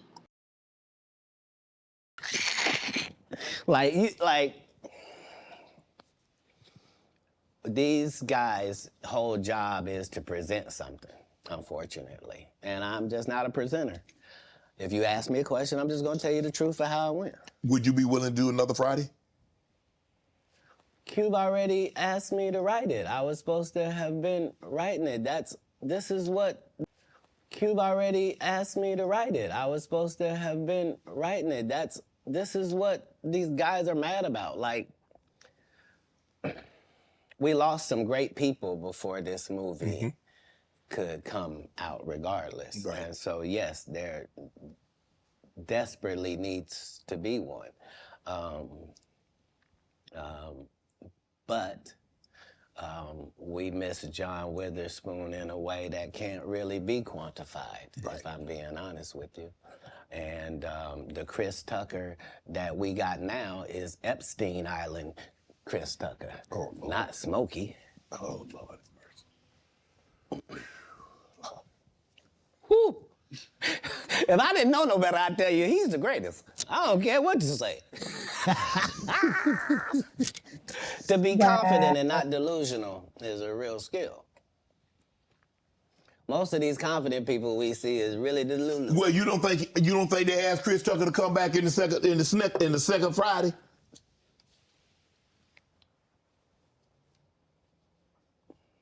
Smokey was all in Smokey. There ain't no Friday without Smokey. He being real careful how he. And there's no next Friday without Friday, and there's no Friday after next without. Nah, we talk about the road because you said that they don't. Here's the thing. Okay. Here's the thing. Chris was allowed to make the decision at the time that this is happening. Katt Williams is known for smoking weed. Willie Nelson is known for smoking weed. Right. Snoop's known for smoking weed, but none of us is really known except Willie. And I'm saying, Chris Tucker didn't want to be the poster child for smoking weed. He don't smoke weed like that. Right. He in the church. He Michael Jackson's best friend. Christmas. Michael Jackson called him Christmas. You ever met a man that gave you a little nickname like that? No. Me neither. Now you know I was gonna pause right there.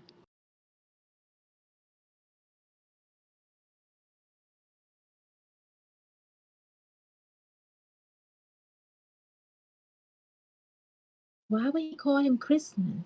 Oh, because his name is Chris.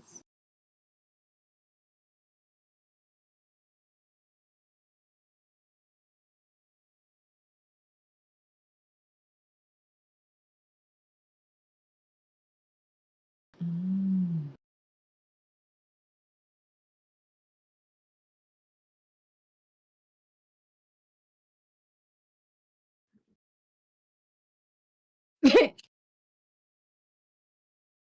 Tell me the joke. I don't remember it.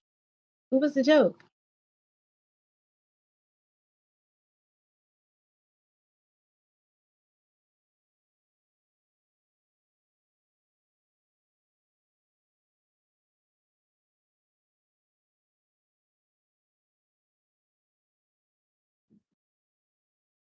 Mm.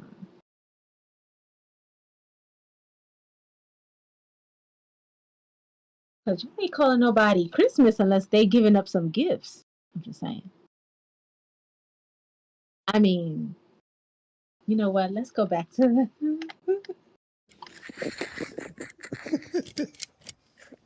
Must be the greatest.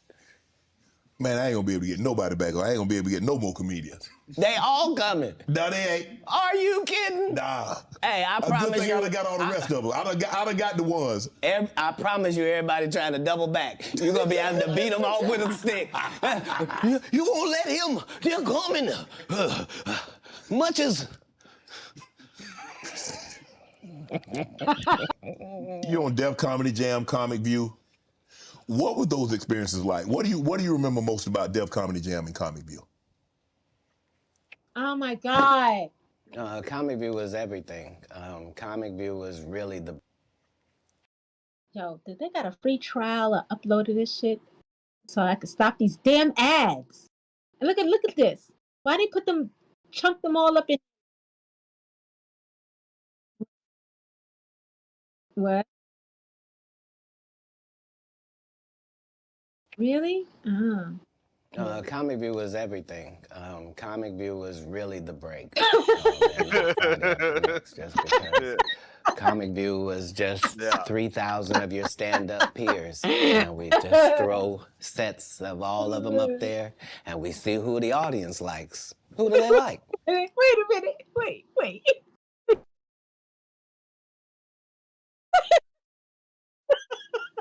minute.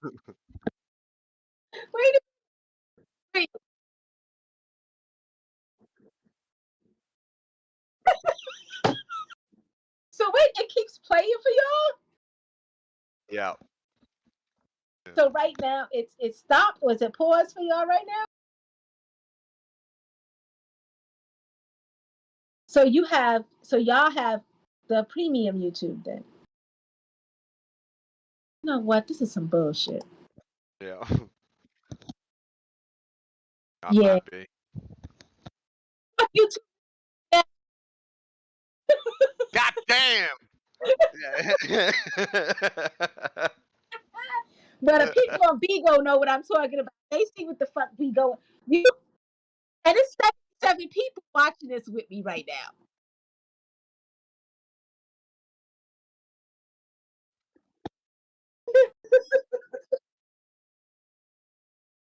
Yo, this.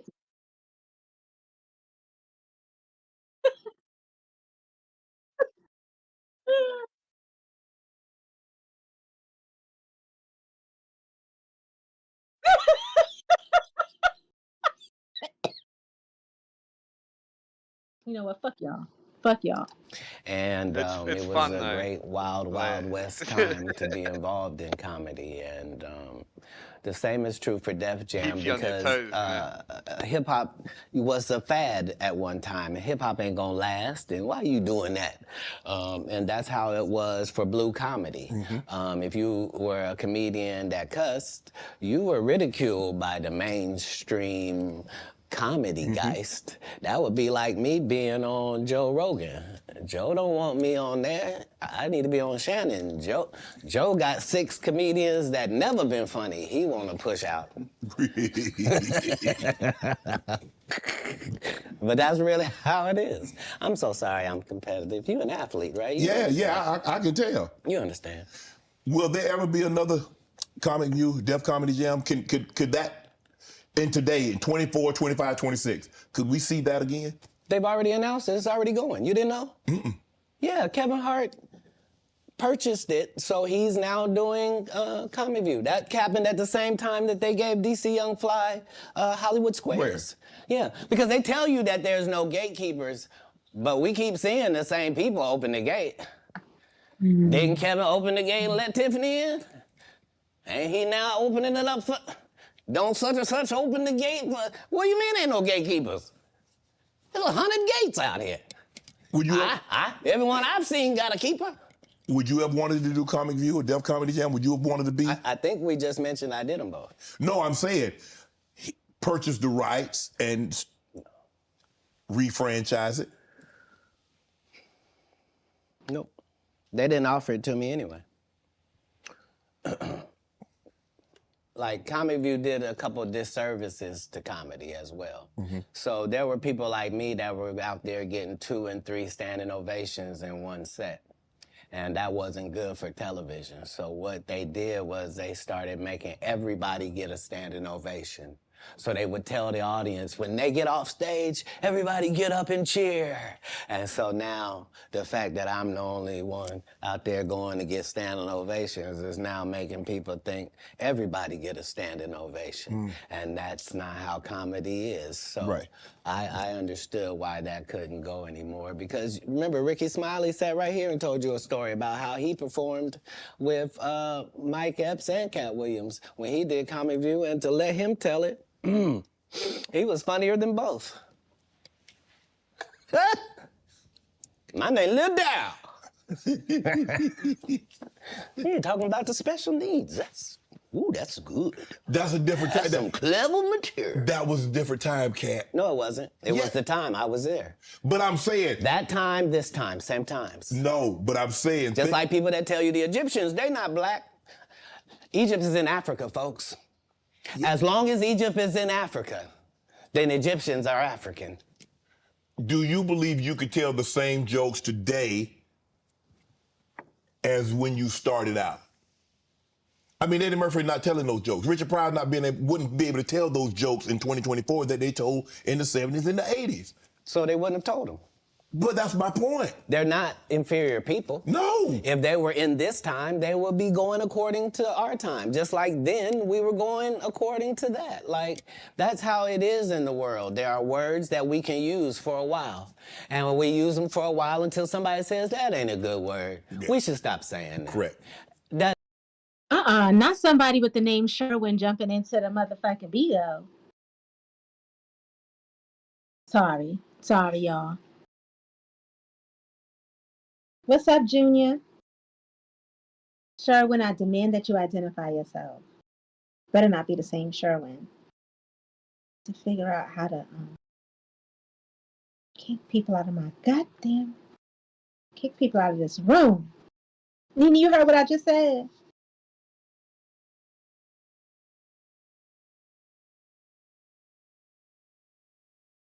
Ban anybody that name from coming anywhere near me. Okay, he left. Good. Sure. All right, back to the show. Sorry.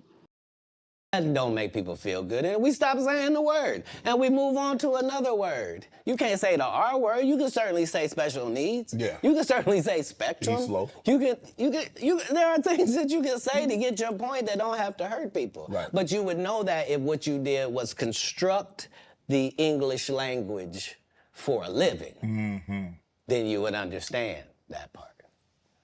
You financed your first stand-up. You had 20. It cost you 22,000. You had 25 to your name. Yeah. Why did you decide to do that? You believe that much in Katt? I believe that much in business. In business, the goal is for you to become independent and be the boss, take the responsibility, and also get the profit. Okay. That's all. How can I be looking for you to put me on if I wouldn't? And if I can't show you what you missed out on, why would you believe me? Now, the fact that I was able to do it 12 times, that's the real thing. The part that I'm able to do it all across the country. The fact that every time I do a tour or a special, you think, well, that's sponsored by somebody. Somebody did a good job. No, just the guy there kicking around. Just the one that might mentally not be all there. He's the one picking the outfits right. Just the guy there kicking around. Just the one that might mentally not be all there. He's the one picking the outfits, writing this guy's material, booking the shows, making sure he gets there. He's the one hiring the other comedians. But hey, I knew that that's the end goal. So if that's the end goal and I'm there when I start, why would I deviate from that? Right. Remember, my goal was to get this far in Hollywood and still have a virgin asshole.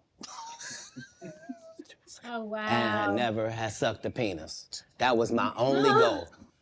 I didn't want to get with a white woman because I was scared she might have me running down the street like Jonathan Majors. There you go. See, come on, Katt. Not because I didn't like white women. I think white women are as great as any other women. But I'm not gonna act like I'm not scared of them. I have a reason to be scared. You could be Kang the Conqueror, and they could take your rabbit ass down in 2 weekends. And that's the truth of the matter. So I stayed away from that. And remember, I told you the drug story from when I'm in the park. Yeah. So these are just the things. I had all of those when I came in. I already was ready for that. That's what they don't like. I did not know. You're telling me and showing me a side of the business that I didn't know.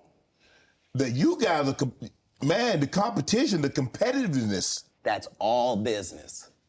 I don't care if they're selling Coke. You wouldn't believe the things that Coca-Cola says about Pepsi. You wouldn't believe the water conversations between Dasani and Liquid Death. Like in all business, in all sport, competition is a driving force.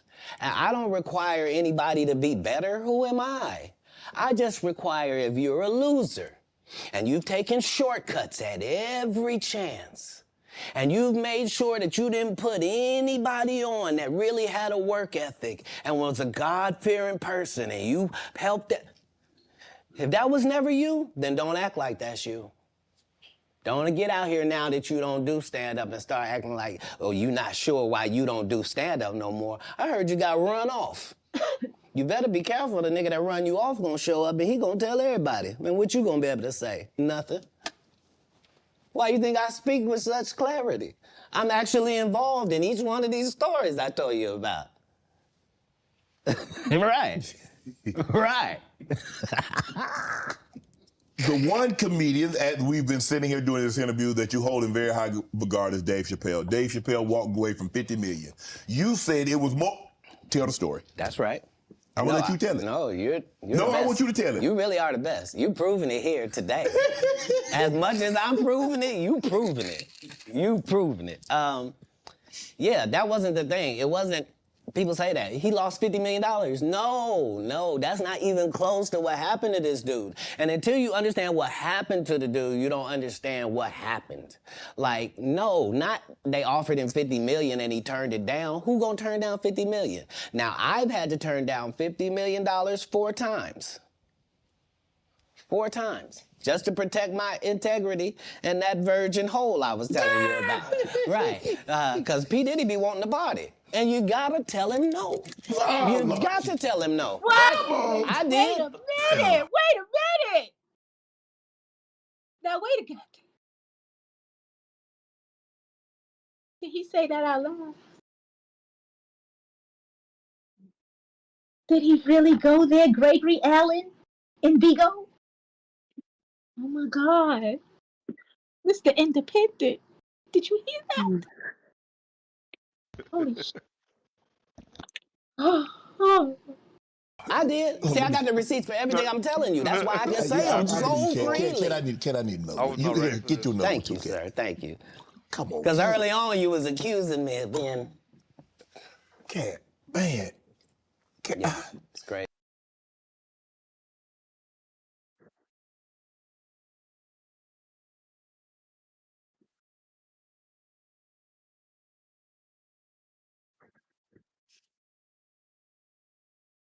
I think I want to rewind it.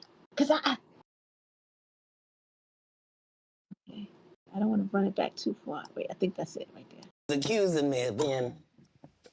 Katt, man. Oh no, we gotta go back. Crazy. Gotta go back a little bit. $1 million 4 times. 4 times. Just to protect my integrity and that virgin hole I was telling you about. Right. Because P. Diddy be wanting to party. And you gotta tell him no. You got to tell him no. Oh my God. I did. See, I got the receipts for everything I'm telling you. That's why I can say them so freely. Katt, I need to know. You here? Get your number. Thank you, sir. Thank you. Ooh, I need one too after that one. Diddy is not a comedian. Why is he catching stray bullets on the show?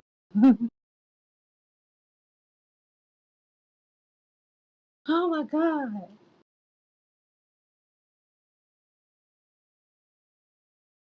Diddy ain't even have 50 million back in the day. Or did he? Did he do it? Oh my God. Because early on you was accusing me of being... Katt, man. Katt. Yeah, it's crazy. I mean, but you know, some of these people... Martin tried to put me in my first dress. When he had to go on his hiatus, he tell me, Katt, when I come back, I need you. You my young partner, you my brother in comedy. When I come back, just promise me that my next movie, it'll be me and you. We gonna do it together. We gonna do some buddy cop shit. I said, Martin, you got my motherfucking word, my nigga. Go do what you gotta do. When you come back, I'm in your movie. Don't trip. I don't need to see the script or nothing. You know, we get in that office and this fool pull out Big Mama's House 2. I almost died. And I gotta read this script in front of all these good white people. Where this nigga want me to get in a dress with him. And I'm literally saying to everybody, why is he in a dress again? You already played the old lady as an FBI agent.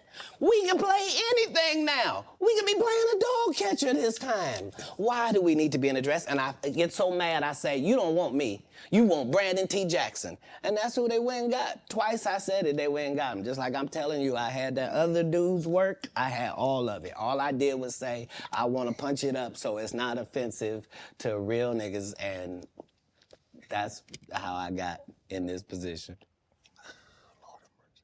I sure hope I have Club Shay Shay after this air. It's gonna be in a dimension it's never been. Yeah, it's gonna be. The greatest thing floating in 2024. I might be out of business. Mark the words. No way. In a whole different realm of business. Oprah coming next. Once I establish this as a place of truth. Yeah. Oh yeah. Watch. God's people ain't that few. Yeah. Prince. You met Prince. Prince was a friend of mine. He was a friend of mine. What was those conversations? Because look, I mean, sometimes we don't really understand or appreciate someone until they're gone. I did. I was a big Prince fan, all of his stuff, Yeah. because he could play all the instruments, he could sing, he could dance. He was an entertainer that could sing. And what he wrote, I mean, who thinks of Cherry Moons? Who thinks it snows in April? a raspberry beret or pink cashmere, the purple rain, the things that he wrote about. Well, like, bro, who mind goes there? Yeah, he was unlike anybody in the world. He was just an amazing individual. I was able to meet him when I was 12, and I knew him my entire life through all of his changes. I was able to assist him many times. If you go look at Prince's car collection, you'll see that Prince don't have not one car Katt Williams ain't got. He got the Prowler from Friday After Next in there. He got the same Bentley as me, like, because we share certain things. Our connection was lyrics, musical lyrics, women, and cars. And those are the areas where he trusted my opinion on things. And that's where I got to be helpful in his life. And he was helpful in mine in really all different types of ways, especially about the business, as far as being a black man that was rich in this business at 18 years old, had already did his first $1 million contract, had already broken records, was determined that he didn't want to be like anybody else, was so great of a guitar player that black people just stopped caring about guitar, and he got left out on a limb and somehow still had to create his way out of that. He was just really a one in a billion type person. I was lucky to know him. Now, there are specials and the streaming. I don't know. I don't think there's as many, and there's no DVDs now. So where are you on this streaming, the specials? I mean, obviously you still tour, but how much do you focus on? Okay, I'm gonna tour, say 100 days or 150 days, but I'm gonna do a special. Well, now that our relationship with Netflix is at the 8-figure mark, 8? How You said 8? How often you want to make them? Oh, you said 8? I mean, like Right. 5, 6, 7, 8? Got to be 10 million to qualify, yeah. So what I'm saying is, once you're at that level, how many would you do? I'd be willing to bet you say, every time you turn around, I'm gonna be doing another one. Hey. I think that's what you would say if you was any good. Yeah, and for like sure. I said, with 12 comedy specials, why do I need to be in these conversations with these specialist people? Sid ain't got no specials you remember. Steve ain't got no specials you remember. Ricky ain't got no specials you remember. Faison ain't got no. What? So why do y'all Quake did get a special. Yep, it was 20 minutes long. It was good too, though. It was. He's good. Not it was good. He's Yeah, good. see, Quake my He's guy. good. Don't think because I said something derogatory that I don't know how to hate. Earthquake has consistently, I don't think anybody's ever said Quake wasn't funny. He probably never been booed. Yeah. I don't think. I don't think he's ever given a bad performance in Nathaniel, his my life. dog. But his just due was overdue. He was in a whole different situation. Yeah. Because he wasn't able to translate the stand-up to the movie Movie, thing, TV. he took a hit. Most people don't take a hit. They're just judged on their stand-up. Right. So yeah, no. I even though it sounds like there's a lot of people that's not the case. I'm a proponent of all of us who are in this business working hard trying to make it. When you got into stand-up, was crossing over, was doing TV, was doing movie, was that a part of it? You're like, okay, I'm doing stand-up. Okay, the next progression is TV movies. Throughout the history of stand-up, sir. That's the goal for all of us. That's how it goes. That's why when you hear these dudes talking about, oh, I didn't want to be a movie star, you just know it's disingenuous. Like, what are you talking about, dude? Yeah, oh, no, I just wanted to do a game show. Right. What? Are you sure? Are you sure? Because I thought you did Mark Curry's show over after he had just done hanging with Mr. Cooper. Why would you do all of that man's stuff that he did on his show on yours and then do the dude's stand-up when you go on the road? And then you never put Mark Curry on your show or nothing. Like, if you don't say anything, these dudes will run over you. I don't know if you know how bullies operate. I but do. If you don't stand up for yourself, there really is nothing they won't do. Right. You're a very generous man, Katt. You're the sole sponsor of Melba Moore getting a star on the Hollywood Walk of Fame. You did all that on your own. Why? Do you have a personal relationship with Melba? No.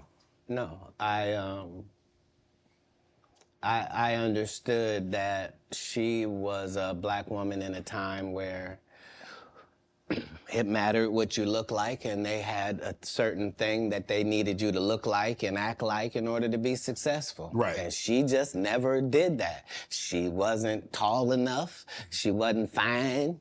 They didn't like her looks. They didn't like that her hair was natural. They talked crazy about her, and yet she still made all of these achievements. And I'm like, understand, I'm already in the Comedy Hall of Fame. I'm already going to heaven no matter what happens. If it ends in a second, I'm up there. So it gives me the leeway to do some things that are simply because it's the right thing to do. So the truth of the matter is, they wanted to give me a star, but please don't consider me and this person been sitting on this list this whole time. And just because they ain't got enough money, they can't get they just due? That's crazy. When do you start? That's hurtful. What if somebody can't afford their flowers? You mean they don't get them? No, God don't operate like that. He would send a dummy like me to come and take care of that. Just so that the right thing happens. That's how the universe works. Because remember, what am I spending my money on? I'm not spending my money on strippers. I ain't spending them on drugs. Why not? Like, Stripper what? part. Because if I go in a strip club, I'm only trying to get her out of there. Yeah. I have no intention of her or any other people being in this position. If I see a girl I like at the strip club, I'm telling her, you know you don't have to strip no more after this. This could be your last day. How about that? Ooh. What would it be like just to leave it all? You ain't gotta be a hoe no more. Yeah, right. I don't even want you to go get your purse. Just leave it. Ain't nothing in We it. getting. You ain't gotta be a hoe no more. I don't even want you to go get your purse. Just leave it. Ain't nothing in We it. get new ID. We get new ID and credit card and social security card. We don't need none of that. That. None of that. You gonna? This life don't look good on you. Yeah, shit. You don't even look like a drug addict. Got me thinking, Kat. Right. You hear these athletes talking about, yeah, we was out there tricking. What? Why? You're part of the problem. You're part of the problem. Stop paying people that you don't have no respect for. It sets it up bad for us. We got women out here can't find a man because they acting like him. You are alpha. Now the alphas all want these subservient husbands. You can't have one. No. That ain't gonna happen. It ain't gonna happen. Sorry about that. Okay, go ahead. Boy, you done got me canceled how many times in this program? Where's the camera? I didn't write nothing I said tonight. It's all been on these cue cards, and I'm just gonna keep reading them. Ask your next question. The Migos. Do you help them get out of financial situation?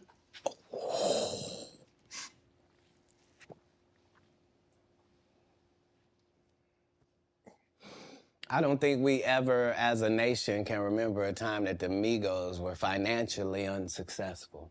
So for the record, I would assume that they've never needed Katt Williams' financial assistance for anything. I'm sure that between QC, the label, and other things, they were taken care of.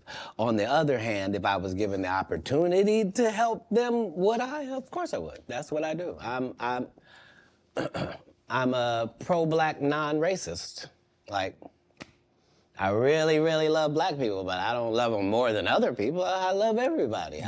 I'm a black guy, and I try to stick with that. But yeah, I'm not one of those pillow talkers either. Like when I do something good, I'm really not doing it for the gram. It's not for any of that. I'm just doing it because it's good to do. I appreciate that. I don't know if this is true, but I did read that comedians on your show say that women sometimes would bring them money and not say where it came from. Say that again.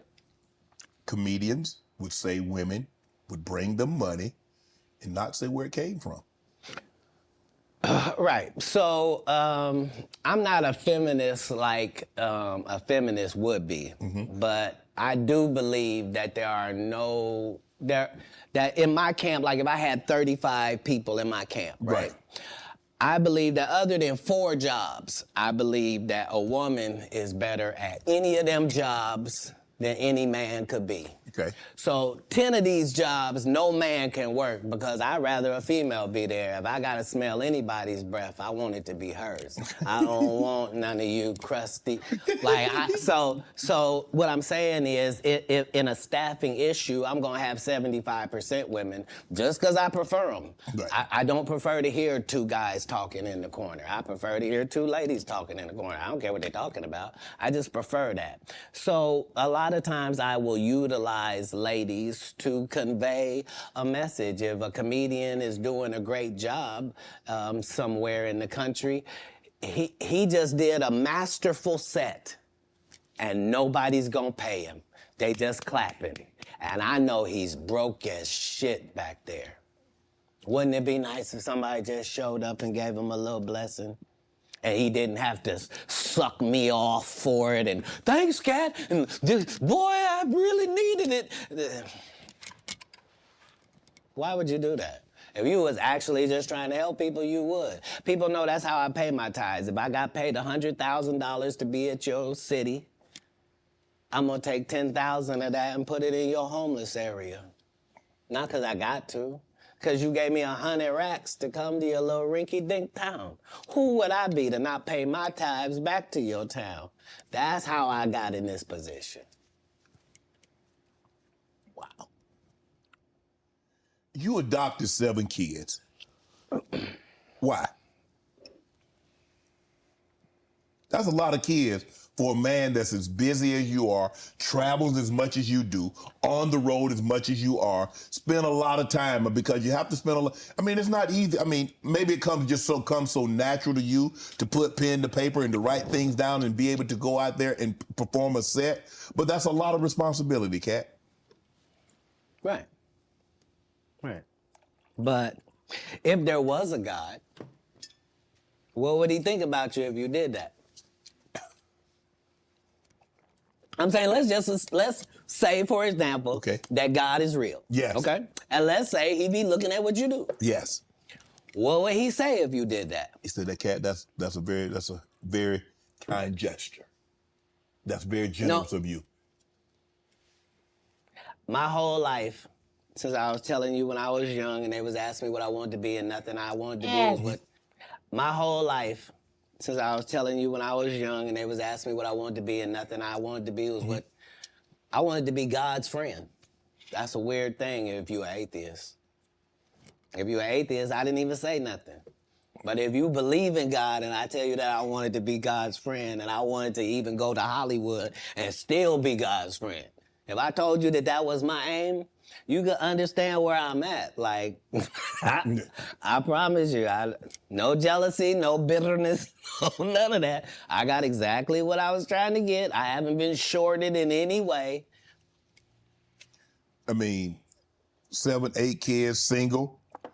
You gonna get married? You remember the conversation where it was me? Yes. And I didn't know what was gonna happen to my 2 little brothers and yes. they was just gonna be out there? Yes. So when it gone full circle and I'm one of the richest men that ever lived. And I don't mean, please don't look at my net worth. I saw my net worth. I had that on me. I don't even. I swear to God.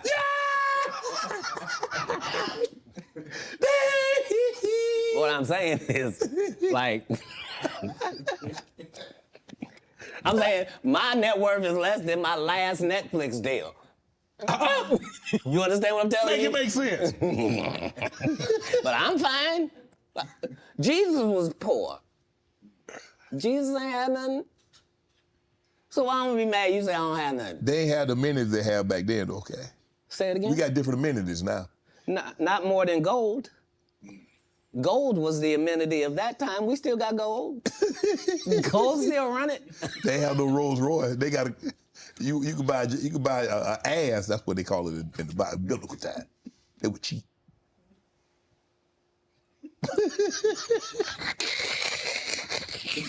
I'm saying if you really want to say, I'm saying a Cullinan is cheap.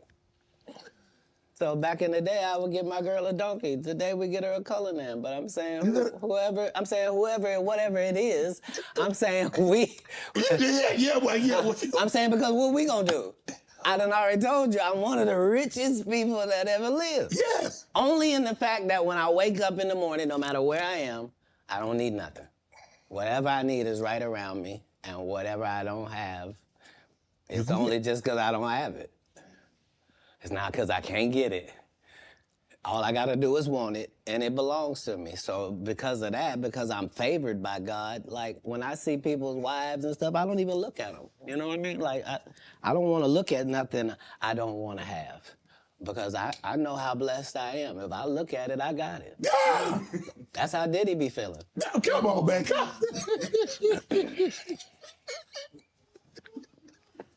So you're not supposed to look at anything that you don't want. Not me personally, just because God has given me literally everything I ever even pump faked like I want. And that's the whole thing. That's the whole thing is I don't have a type of woman. Every woman that I ever had as a type, I ended up getting her. Now she's not the type anymore. Now I understand that every woman is a one of one. Like you can't really have types. Mm-hmm. What? Because, see how you tried to ask me something about marriage? But then I ain't say nothing about no marriage. Yeah, you did. When you rewind the tape, you let it out. You was like, so you ever gonna get married? And then you took it back. It's okay. It's okay. I was known as a photographic memory. Are you? I'm not against it. Like, most people that are not married is because they're afraid of commitment. It's not that like that for me. It's just, the whole time I wanted to be married, I had kids, so I had to try to fill my wife's place before she got there. So I'm already got kids without a mother, but so now I got to be doing laundry. I'm washing dishes. I'm reading stories. I'm having to nurture.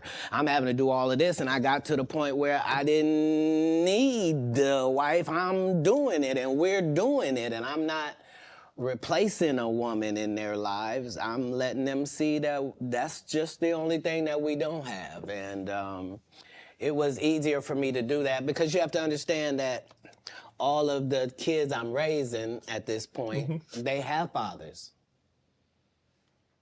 You see? They have a mother. You see? I'm a different person. I'm raising you. And so that needs to be done with the other respect for the others that put work in as well. So yeah, I never had a problem getting married. What's one of the one things you try to teach your kids? I don't teach anybody anything that's over 18. I've done the work I was gonna do. But as kids, I really just tried to teach the things that can't be bought, your integrity, trying to live your life in a way that you yourself could be proud of if you had to look back on it. And I didn't do very good at leading by example, but behind the scenes, that's never what I was pushing. They understood that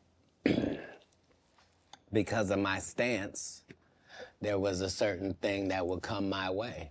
And so accountability and responsibility is part of what you're teaching, is that, you know, even if you're doing the greatest thing in the world, there's this thing called no good deed goes unpunished. Like, there's a real Murphy's Law. Like, basically in raising kids, you're just trying to give them a better manual and an outline of how life works than your parents gave you. You know? And so that's how I did it. How do you avoid toxic women? Give me. I mean, because obviously, you know, you like women. I do. And I probably like toxic ones more than anybody. That's because... I asked you this. No, hold on. Because toxic women are exciting. And that's just a fact. Part of toxicity is exciting. I'd rather skydive with her. But if you have toxic women, just understand that all monsters are feeding off of something.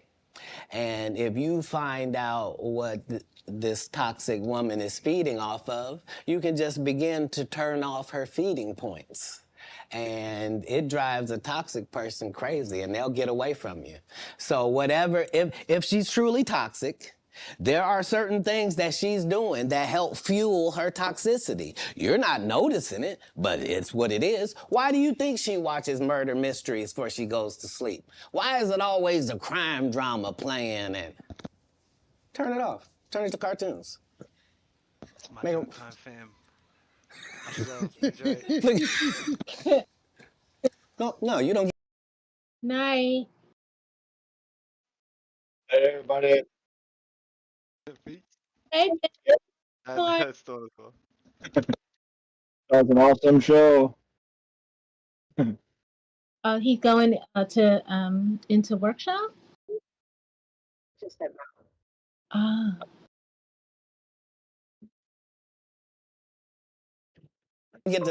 What's she listening to? You should be listening to Sexy Red. You're broke.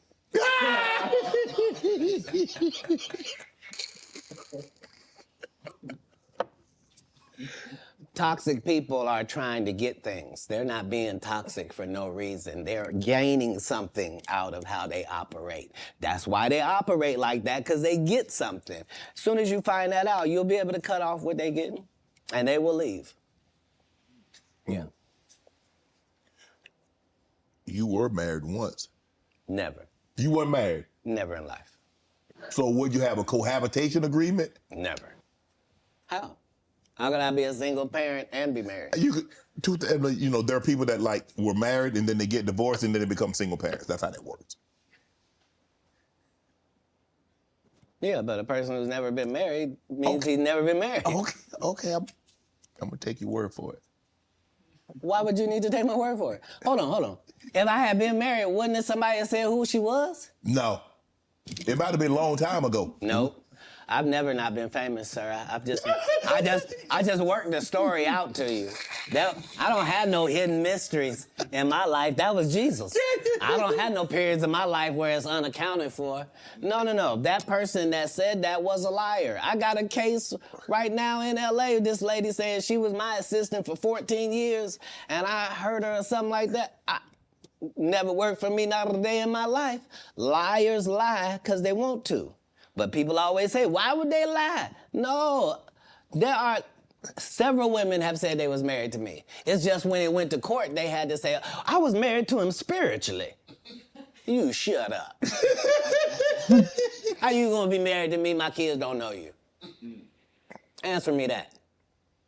So do you have a problem? Do you have a problem bringing women around your kids?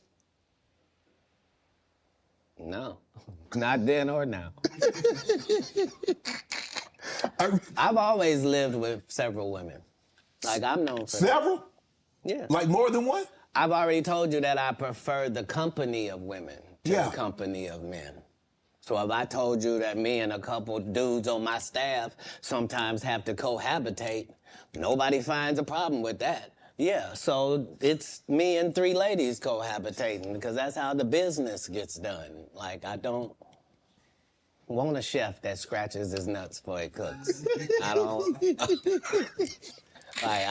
No disrespect to these guys that go around with these large male-only groupings, but that's not my episode of Entourage. Man, you were approached by 7 gunmen. You were robbed, shot in the thigh. Say it again? You were robbed once, correct? No, I never been robbed. You didn't get robbed. You didn't get approached by gunmen trying to get robbed? They didn't take anything. I wasn't even the target? I wasn't even who they were talking to. And not because I say that. Because if you look at what time period it is, I'm not even making $5,000 a year. So robbing me wasn't the answer. This is before Oklahoma. You talking about a terrible condition. They'd have been disappointed thinking they'd get something off of you, huh?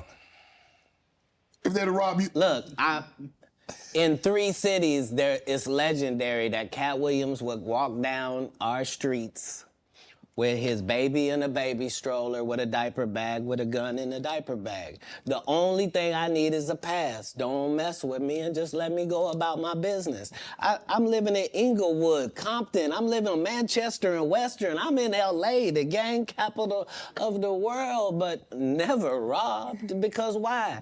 I'm not pretending to be something I'm not. You think I'm a blood. You think I'm a Crip. I'm from Ohio. I'm a comedian. I'm a father. Right. I'm trying to do something out here. And not only do I not judge what you're doing, I'm not trying to be involved. Right. That's the difference. That's where the respect comes from. You're touring right now, the Dark Matter tour. Yeah. Filming next Netflix special. In May. May. Yep, next Netflix special. At YouTube Theater in Inglewood. I'm about to catch that. I thought you might say that. I will catch that one. Right, because it's a homecoming for me. Because I lived on Hazel, so you know. I gotta catch that. People know I lived in the heart of Inglewood. They saw me walk down Market Street with the babies I'm raising. Like they understood that. No, I was really not pretend. Oh, he want to be from the hood. No, I'm living there on the street. What's your favorite city to tour in? The next one, sir. Yeah, that's the real beauty of travel. Right. That's why most people don't have the empathy and the sympathy that they need to have for other people. It's because they haven't seen other people. Right. Like if you went to Ireland and you saw what them people was like, and you went to Sweden and saw what them people was like, if you really went to Africa and you really saw what the people was like, you went to Haiti, you went to Puerto Rico, if you really traveled across the country, you would see that all people is the same. It's way more people that's good than the fucked up individuals you're seeing. And if you understood that, it would change everything. So I don't have any favorites in the world just because every place is dealing with their own issues, their own troubles. All places look better than they actually are for the people that live there. And it's always a difference between what it seems like And what it actually and what it is like. People will tell you, I went to Paris. I was there at the Eiffel Tower. Bitch, you had bed bugs. And there were rats everywhere. The food was terrible. Yeah. Tell the rest of it. Yeah. Don't tell some. Let me ask you a question. When you go to these cities to tour, do you make it a habit of getting out? That's how I built my reputation. It's also how I ended up in jail 19 times. Because when I come to do a show, I'm really in your city. So whatever the strip club is, I'm there. Whatever the top bar is, I was there drinking. Whatever I was over there. You had a casino? I was at it. Like, what was it? Huh? Because I'm in your city. Right. This is how I'm learning your city so that when I do my show, I can be talking about what I know, not what I think, right? And so that was what I did at every city that I went to. The first 15 minutes of my show is what it's like to be here. You see what I'm saying? And so that was always a part of what kept my legend going to the point where I can still be in these arenas without you ever seeing a poster with my picture on it, without you ever seeing a flyer, without you ever seeing a poster that goes, hey, it's Katt. Could y'all make sure y'all come out and come see me? Because I'm going to be in. Would you please come on out, guys? And I really... Because we have a different respect. I know I'm coming. They know I'm coming. I know they gonna be there. And they know I'm gonna do the best job I can possibly do. And they know beyond a shadow of a doubt, whatever hour he was doing when we last saw him, he won't be doing that hour when we see him this time. It's a whole new conversation. And because I've never strayed from that, they've never strayed from their part. I'm looking at some of the actors that you've been on screen with: Cube, Tracy Morgan, Regina Hall, Terrence Howard, Nick Cannon. I mean Tiffany. I mean, bro, who brings out the best in Katt Williams? How does someone get the best out of Katt Williams? Do you need a comedian? Do you need a serious actor? How do we get the absolute best out of Katt Williams on screen? Well, I would be disingenuous if I didn't remind us that that's never anybody's goal. It's never anybody's goal to create a great situation for me to do a good job. Why? In a script. The way it works is the script is already there. This is a character in the script. If they give me the job, I make it my job that this character here has to be as big as this whole project. So if you don't even see the movie School Dance, I want you to remember, whose goddamn white baby is this? And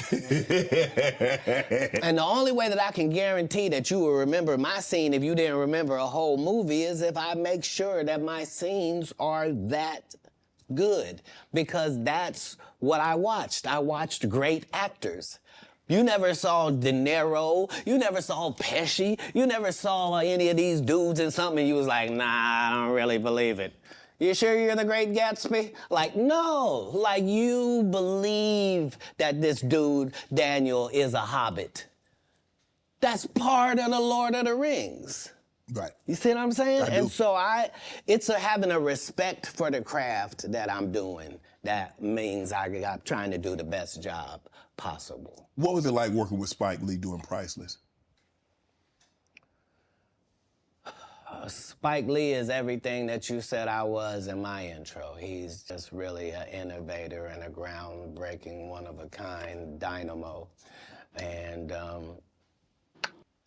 I knew that they were,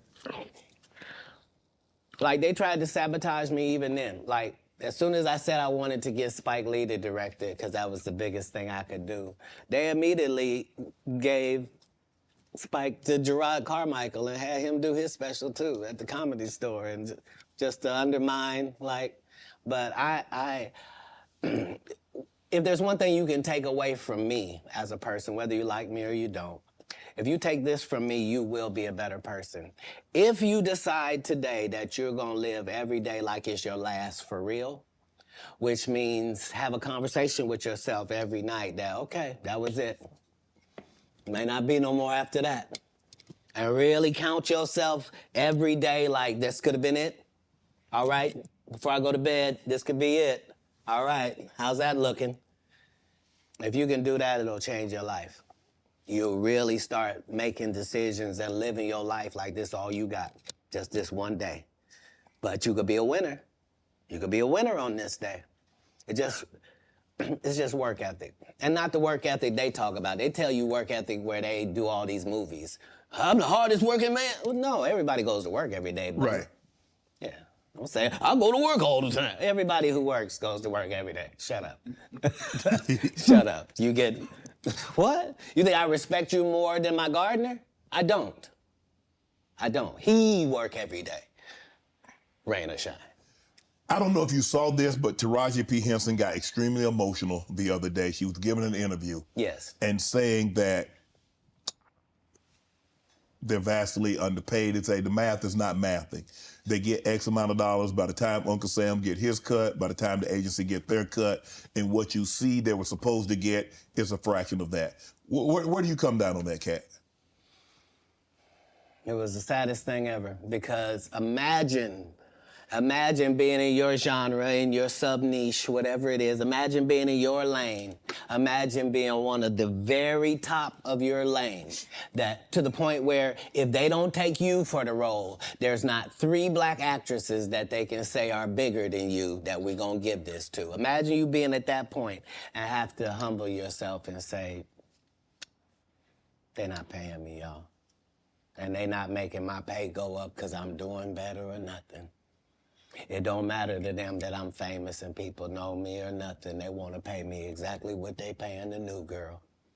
And I've been suffering under it for a decade now and just taking it. I just been getting whooped. But I just got to come say, this is wrong. We should be ashamed. But this is a country where we don't pay the teachers, and then we say the kids is the most important thing. You can't have both of them. If you do that, we're going to end up with a generation that can't read. Guess what? Generation Z and A can't read. Why? Because who was giving them a book?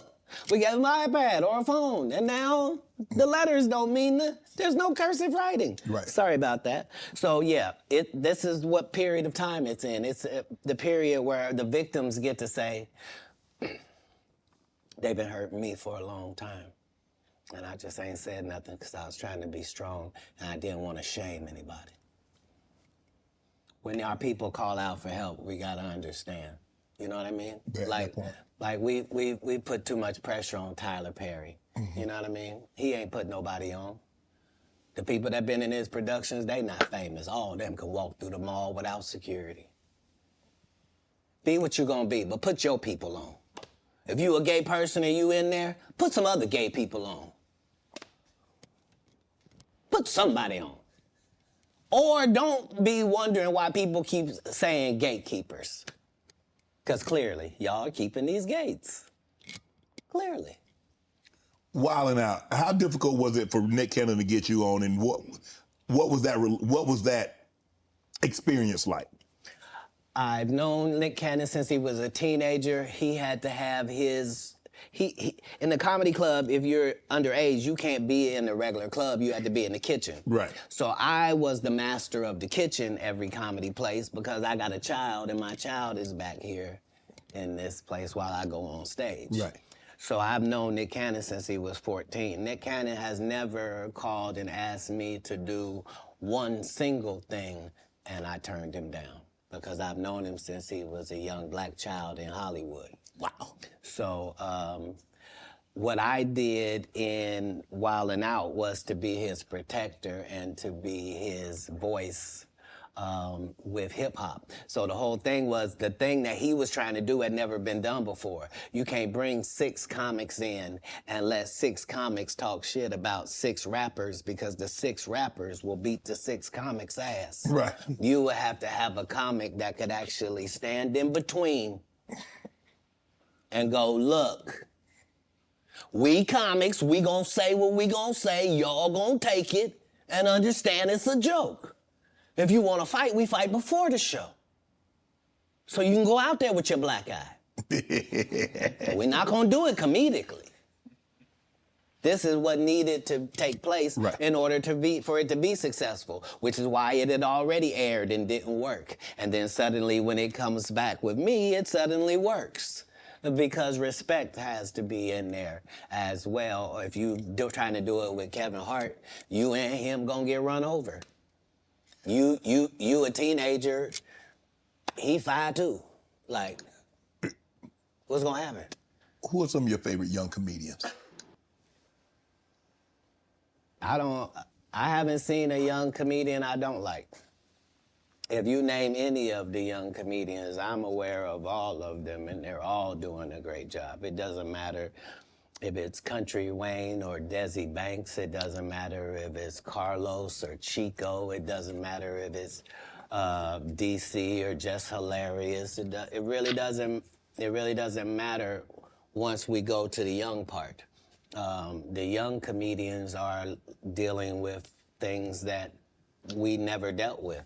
And so that gives them more benefits, but it also gives them more chances of failure. So it's not easier for them. So yeah, I'm a big supporter of young comics. We have Miss Pretty Ricky and Takara Williams. I've taken 25 black women on the road in these tours. It's important to me that the young comic gets the benefits and the advantages of the big comics platform. Matt Rife, Wildin' Out, recently got canceled. You see Jonathan Majors, what he went through. Marvel dropped him as soon as the conviction came out. And you were telling the Hey, you saw that black woman come get his charge cut in half? Thank you, Megan Good. God bless you, coming to save that slave. If he'd had to be there by himself, he was getting all 4. Guilty, guilty, guilty, guilty. She came in there, it was just so beautiful. They had to knock half of it off. Bless his heart. So Matt Rife, you know him from Wild 'N Out. He gets canceled for trying to tell a. I never knew him from Wild 'N Out, to be honest. Okay. I came across him as a new comic. Okay. And yeah, I'm really just trying to see the comics, judge where they are, see it. Yeah. Right. Go ahead. So, the canceling. What do you think about this cancel culture? You see the situation with Jonathan Majors. I mean, for all intents and purposes, I don't know if maybe he can bounce back in a couple of years. But man, he was hot. He was hot. He was cooking. I mean, you see him in Creed. He's in the Marvel movies, and then just like that. Maybe I'm a conspiracy theory, but I thought Katt Williams said any time they make you into that position, part of that contract is you do understand whenever we want to take you down, we can, right? Part of giving you the world. First of all, they went around the world for 2 years straight telling any women that would listen that this was a good-looking Negro. Mm-hmm. Since when? When did y'all start liking a big nose? And when did y'all like a little head and a big jaw? When? Since when? That look like my daddy. When you start liking my daddy? You like black people's features like that? If this ugly nigga is good looking, then all niggas is good looking. Anytime you see them telling you something you can't believe, just understand it's a play. And it don't matter. You gonna know it's a play as soon as they get in that position and think they gonna tell somebody something.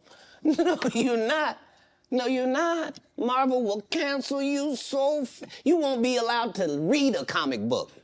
What is you talking about? Ah, get out of here. Get out of here, ugly boy. Yeah, they love fooling the people. What's your relationship like with Suge Knight? You still close with Suge? Have you spoken to him? Have you talked to him recently? Yeah, he's doing good. Yeah, he's Man, when you a friend for life with Katt Williams.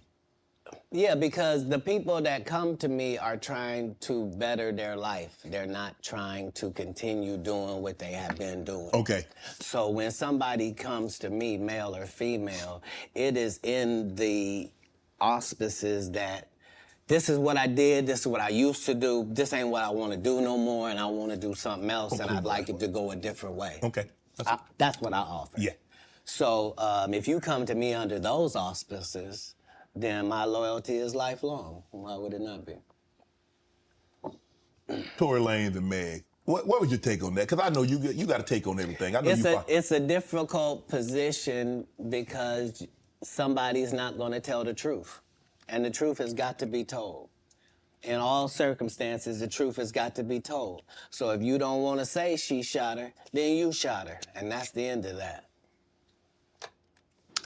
Wow. You said have you ever spent time in jail? 30 times. When you was in there, what was going through your mind, Katt?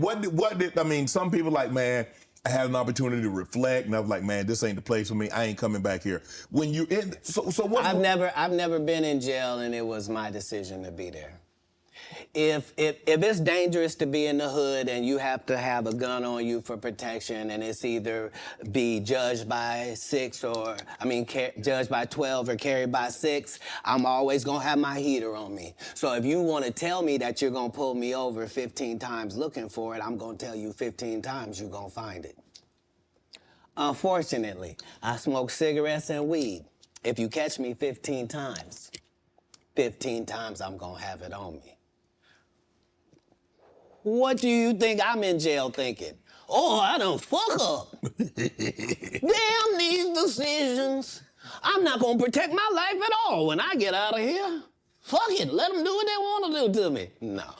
No, when I'm in there, I'm fine, and I'm understanding that I'm put here for a reason, and the people that get joy off me being in here are really gonna look stupid because I'm finna be free, because you gotta be setting this up. I'm never anywhere to get anything. You don't know I just made $300,000 in your city. That's why you think I might be out here as a ne'er-do-well. You think he's smoking weed. Yeah, he's got a medical license for it. He needs it. It's his only medication. Do you mind if he takes it? It helps him eat. Because he does 19 100-city tours, flying across the line. And so he doesn't get hungry on the regular. He doesn't get sleepy at night. He's got to literally put himself to sleep. He's literally got to make himself eat. So this marijuana helps him do both of those things. Marijuana help you sleep? Oh, yeah. Because remember, as a comedian, what you're doing is against your natural timeline. Your natural timeline wouldn't be that you would start your workday at 8 o'clock p.m. Right. And then your workday is over at 2:30 a.m. Like, that's a weird... Yes. Right? So to tell your body now that we're pumped up on endorphins, now let's go to sleep at 3. It don't work like that. Your body has to try to get a whole new schedule. So, you know, it suffered, but that's what worked for me. I consistently used it. I told people all across the country, don't worry, this will be legal in our country. As soon as they find out how to charge taxes for it, we will be legal in this country. Do they view me as some sort of visionary for my forward thinking? No. You on drugs. That's what I heard. Katt, but how have you been? I mean, bro, every time they try to put you down, they try to put you to the back. Yeah. You bounce up, you move right back to the front. Damn, you like a Super Bowl. You just keep bouncing and you bounce higher. Trampoline skin is something that you ask God for. When I watched you play football, you had it. There's some people that there's really no such thing as hitting Shannon Sharp so hard that he don't want to run the ball the next play. Right, absolutely. And if that's your only goal is to hit him so hard that he don't want to be him no more, you just out of luck. Yeah, you wasting your time. There's no, your coach can't help you. There ain't no pep talk gonna help you. Don't matter about the uniform, your cheerleader, none of that matters. If it ever gets to mano-a-mano, may the best man win. And if you've been living your entire life trying to be the best man that you can for yourself, then you should feel great about those odds. What do you think about Kanye rants? What's going on with Kanye? From a distance, obviously, I don't know how well you know Kanye. I don't know if you've been around Kanye, but from a distance, what do you suspect's going on? I suspect that we're pretty awful people if we say that somebody got a mental illness and then we watch what they do. If you say somebody got special needs, then why would you be watching them and holding them accountable like everybody else? Wouldn't you grade them on a curve? Wouldn't you go, whew, this guy? Because, I mean, what are we reacting to? What are we reacting to? You're the one that put him in a position where he thought he was God and could call himself Jesus. And you're the one told a guy that writes musical lyrics that he was a genius. Mm-hmm. You're the one that's like, so what do you expect? The guy married a whore. Like, what? Oh, Lord. Like, Oh, God, Jesus. I didn't mean it like that. I mean, married her because she was one. Not he didn't know. He understood that he wanted that. He courted that. That's what he wanted, to base his family on. She got a good heart, though. I know what you're going to say. Don't you say it, Katt. Don't you say it. I'm going to move the conversation. If what I'm saying is not correct, then how does she end up with Pete Davidson? I mean, it happens all the time. And what if you weren't even good enough for Pete and he leaves you? What do that mean the product was? God. No, I don't support God. or villainize Kanye because I don't understand what it is we want from him. I don't know why we look at a basketball player and say, he didn't score no hockey goals this whole season. He don't play hockey. Kanye don't say nothing I can agree with. Okay. He was the weird guy in the beginning with the pink sweaters when we met him. Like, what do you think moving to a beat of your own drum? This dude started a church and kept cussing. Nobody in black church said nothing. You would have thought all the pastors would have came. You can't be no gospel artist. You just said, fuck that bitch. Nobody said nothing. Because TD Jakes over there with P. Diddy. Like, Oh, they but don't... come on, Katt. Only the guy you had here has been upfront and honest and a man of God and humble and took the L's he had to take and didn't... I did see it was trending though, but I ain't know. I ain't know why, Katt. I don't. Let me go to this question right here. This question. All right people that love the truth got to be happy if the truth coming out and lies is getting exposed. That's just what time it is. 2024, folks. Are you related to Luda? No, so there was a crossroads where we were both invited to an Illuminati thing, and it had to be one or the other of us, and decisions had to be made. So it was both of us, we were equal. One of us had to cut off all their hair and couldn't do the sideburn thing no more with the points. And the next person they said was going to get $200 million because they were going to pay him $10 million a movie to do 20 movies. And that's how the conversation happened.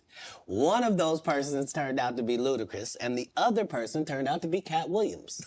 Now, one person ended up with a light-skinned, ugly-faced wife that's never done a... Remember I told you that if I say that, it applied to 7 people? Yes. It's part of what they give you. Okay? I didn't get it. I'm not mad about it. How much money they give? 200. Sir, Fast and Furious is on what number right 10. now?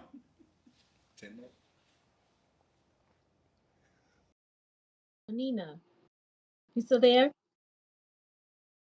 Girl, do I need to? I think we need to run that back and hear that again. Yeah, that was crazy. Hold up, I'm trying not to. Like, holy shit. Holy shit. Okay, let me go back. This guy.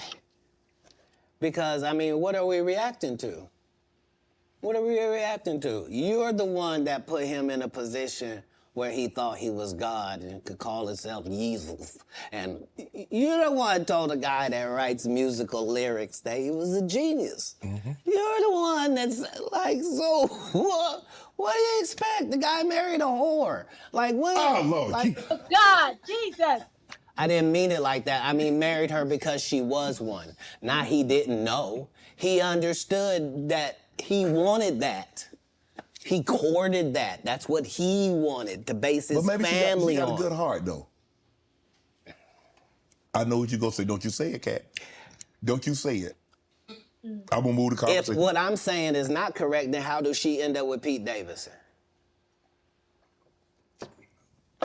I mean, it happens all the time. And what if you weren't even good enough for Pete and he leaves you? What do that mean the product was? Oh, my God. No, I don't support or villainize Kanye because I don't understand what it is we want from him. I don't know why we look at a basketball player and say, he didn't score no hockey goals this whole season. He don't play hockey. Kanye don't say nothing I can agree with. Okay. He was the weird guy in the beginning with the pink sweaters when we met him. Like, what do you think moving to a beat of your own drum? This dude started a church and kept cussing. Nobody in black church said nothing. You would have thought all the pastors would have came. You can't be no gospel artist. You just said, fuck that bitch.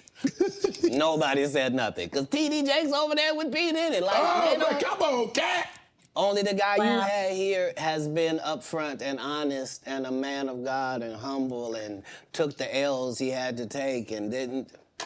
I did see it was trending though, but I ain't know. I ain't know why, Katt. I don't. Let me go to this question right here. This question. All people that love the truth got to be happy if the truth coming out and lies is getting exposed. That's just what time it is. 2024, folks. Are you related to Luda?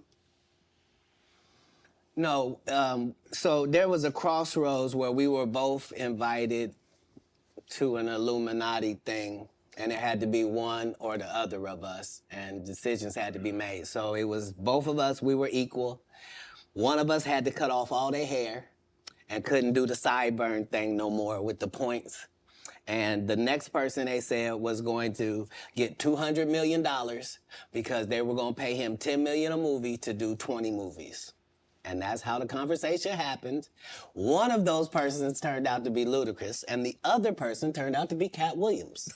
Now, one person ended up with a light-skinned, ugly-faced wife that's never done a... Remember I told you that if I say that, it applied to 7 people? Yes. It's part of what they give you. Okay? I didn't get it. I'm not mad about it. How much money they give? 200? Sir, Fast and Furious is on what number right 10. now? 200 million. I might need to get me one of them old women look the same. That's what they all end up saying at the end of the day. Kevin told you he wasn't gonna wear no dress until they offered him the dress, and then he put it on. And what did he say after he wore it? I made my own decision. Duh. But you didn't make it before they brought it up, did you? It's okay. It's all right.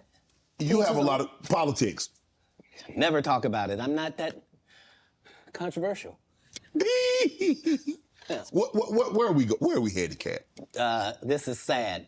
We've never been here before. We've never been at the point where neither option is good for us in real life. No. This is a different conversation. This is, would you rather go back with your ex or would you rather go back with the person before them? Both bad options. Both bad options. Like, one How did we get here, though? guy can barely put his sentences together and the other guy will put sentences together from whatever he's read or whoever told him. Like, but how did we crazy. get? How did we get here? How did we get here? all division divides. There's no way around that. All division divides.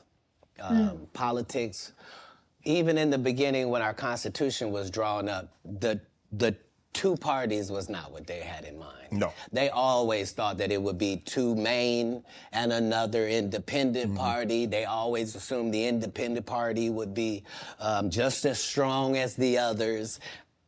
A lot of that just didn't happen. And that's what I've learned more from comedy is that Republicans laugh at the exact same thing that Democrats laugh at. As long as I'm talking to Democrats, I can make them laugh for 1 hour straight about what Republicans do. By the same token, I can go talk to Republicans for 1 whole hour and have them dying about the stuff that Democrats do. But at the end of the day, who does that? Yeah, your team got an offense and a defense. They're not supposed to be enemies. The enemy is the other side. Wow. You can't do politics like that. Nope. It's not good for the country. Man, you see this Mark Zuckerberg building this $270 million bunker? If you have $1 billion, we have learned that you can do whatever you want to do. When Elon Musk wants to send things in space, he don't have to ask nobody's permission. Congress don't meet. Senate don't meet. No police department gotta be warned. He don't need a permit. None of that. If you got $1 billion, you do what you want to do, and then you tell them what you did. Man. And that's how it goes. What he building a $270 million bunker? What do you know that we don't know, Katt? Kim Jong-un? What? I don't know what you don't know. Do you understand that people that are not very bright are in charge of nuclear bombs all across the country? Mm-hmm. That's what he knows. He knows that 30% of all weapons systems are running off regular Wi-Fi. So what does that mean? That means if a solar flare or a meteor hits either one of those, literally a bomb can go off just because the system accidentally got turned off. Yeah, that's what he knows. The people that are in power know that the people that are running the most complicated and deadliest things on the planet are just an average idiot. And you know lots of idiots. I do. Yep. And these people are not special. Back in the day they were. Yeah. Not today. Not today. You say you smoke a little weed. You ever smoke with Snoop? Yeah. I'm actually a bigger smoker than Snoop. He'll tell you that. But I don't Like I don't mix anything with my weed. I just do weed, right? So, nobody has That minimum. I mean, you nobody does 20 blunts a day like me for 30 years. Like I was the first person to have a weed roller, like somebody whose job it was. Like I haven't rolled a blunt in 20 years. You probably forgot like how. if you go, I'm saying I prefer the saliva of ladies. Oh my goodness. No, understand what I'm saying. If for a blunt, it's necessary for it to get lit, right? And so if you had spent 20 years smoking with dudes, that's a lot of male saliva that you would have just accidentally ingested. I can't. But the fire done killed her. I can't be this specimen on that. It takes the saliva of nice ladies on that. But yeah, that's all I do. That's just Do you consider yourself a king of comedy? Where does Katt? No, they consider that. Oh, like when after Bernie left, them same 3 guys I'm telling you about, the Kings. Yeah. Right? Because DL is the greatest. Yeah. There's no DL slander gets tolerated. But they came to me. I was supposed to be the 4th king. I got the offer. Then what happened? But I turned it down. Why? Because you shit on Bernie. And I know the truth.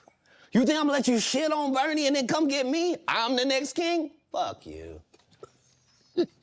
Why? Because the whole time Bernie was here, you was acting like you was funnier than him. The reason you was supposed to go last is because it was your tour. Tell the truth. It was Steve's tour. Not it was gonna be called the Kings of Comedy, it was Steve's tour. These are the guys opening for him. Of course you gotta close if it's your tour. That's why it was such a big deal. But you couldn't do it, because you can't beat the best.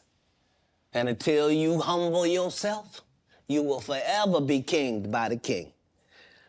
And because you finally did it, because you had no other choice, and now that he gone, you gonna act like he wanted to be a movie star. You stop it.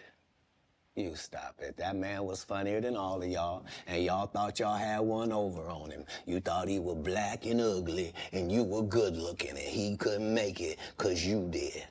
And that ain't the way comedy works. The king is the funniest, period, every time. And that's why no audience member was ever swayed. It didn't matter where Bernie went. You think if Bernie went first, he wasn't the king? Get out of here. Get out of here. Get your ego out of this. You let the best be the best, right? Katt Williams, ladies and gentlemen, thanks for coming on, bro. I really appreciate that. Thanks for sharing the stories, setting the record straight. Now, you know they're going to double back. Impossible. Ooh-wee. Impossible. Only because once you play this back, you'll realize I didn't say anything that made me look in a good light. I wasn't tearing down others to boost myself up. But I do have to acknowledge things that did not take place. Like, we're very ingenuous if we say this is not a game and we don't play it, and people ain't in positions, and people don't have their favorites, and they group and they click. And, Right. Well, that happens in all businesses. Right. No. All right, Say what y'all what side playing? you on. Say why you don't like the other side, and then get to the game. But in the game, I'm wiping the they still field with them talking. to the point where they don't even compete anymore. So how you gonna let a dude that been on the bench for 15 years, I would have beat Jordan's ass. Shut up, Jordan is still alive. We'll call Jordan right now. You can't beat him now. Not then, you can't beat him now. Right. Katt Williams, Shannon Sharp, appreciate you, bro. appreciate you. All my life, been grinding all my life. Sacrifice, hustle paid the price. Want a slice, got to roll the dice, that's why. All my life, I've been grinding all my life. Look, all my life, been grinding all my life. Sacrifice, hustle paid the price. Want a slice, got to roll the dice, that's why. All my life, I've been grinding all my life. Wow.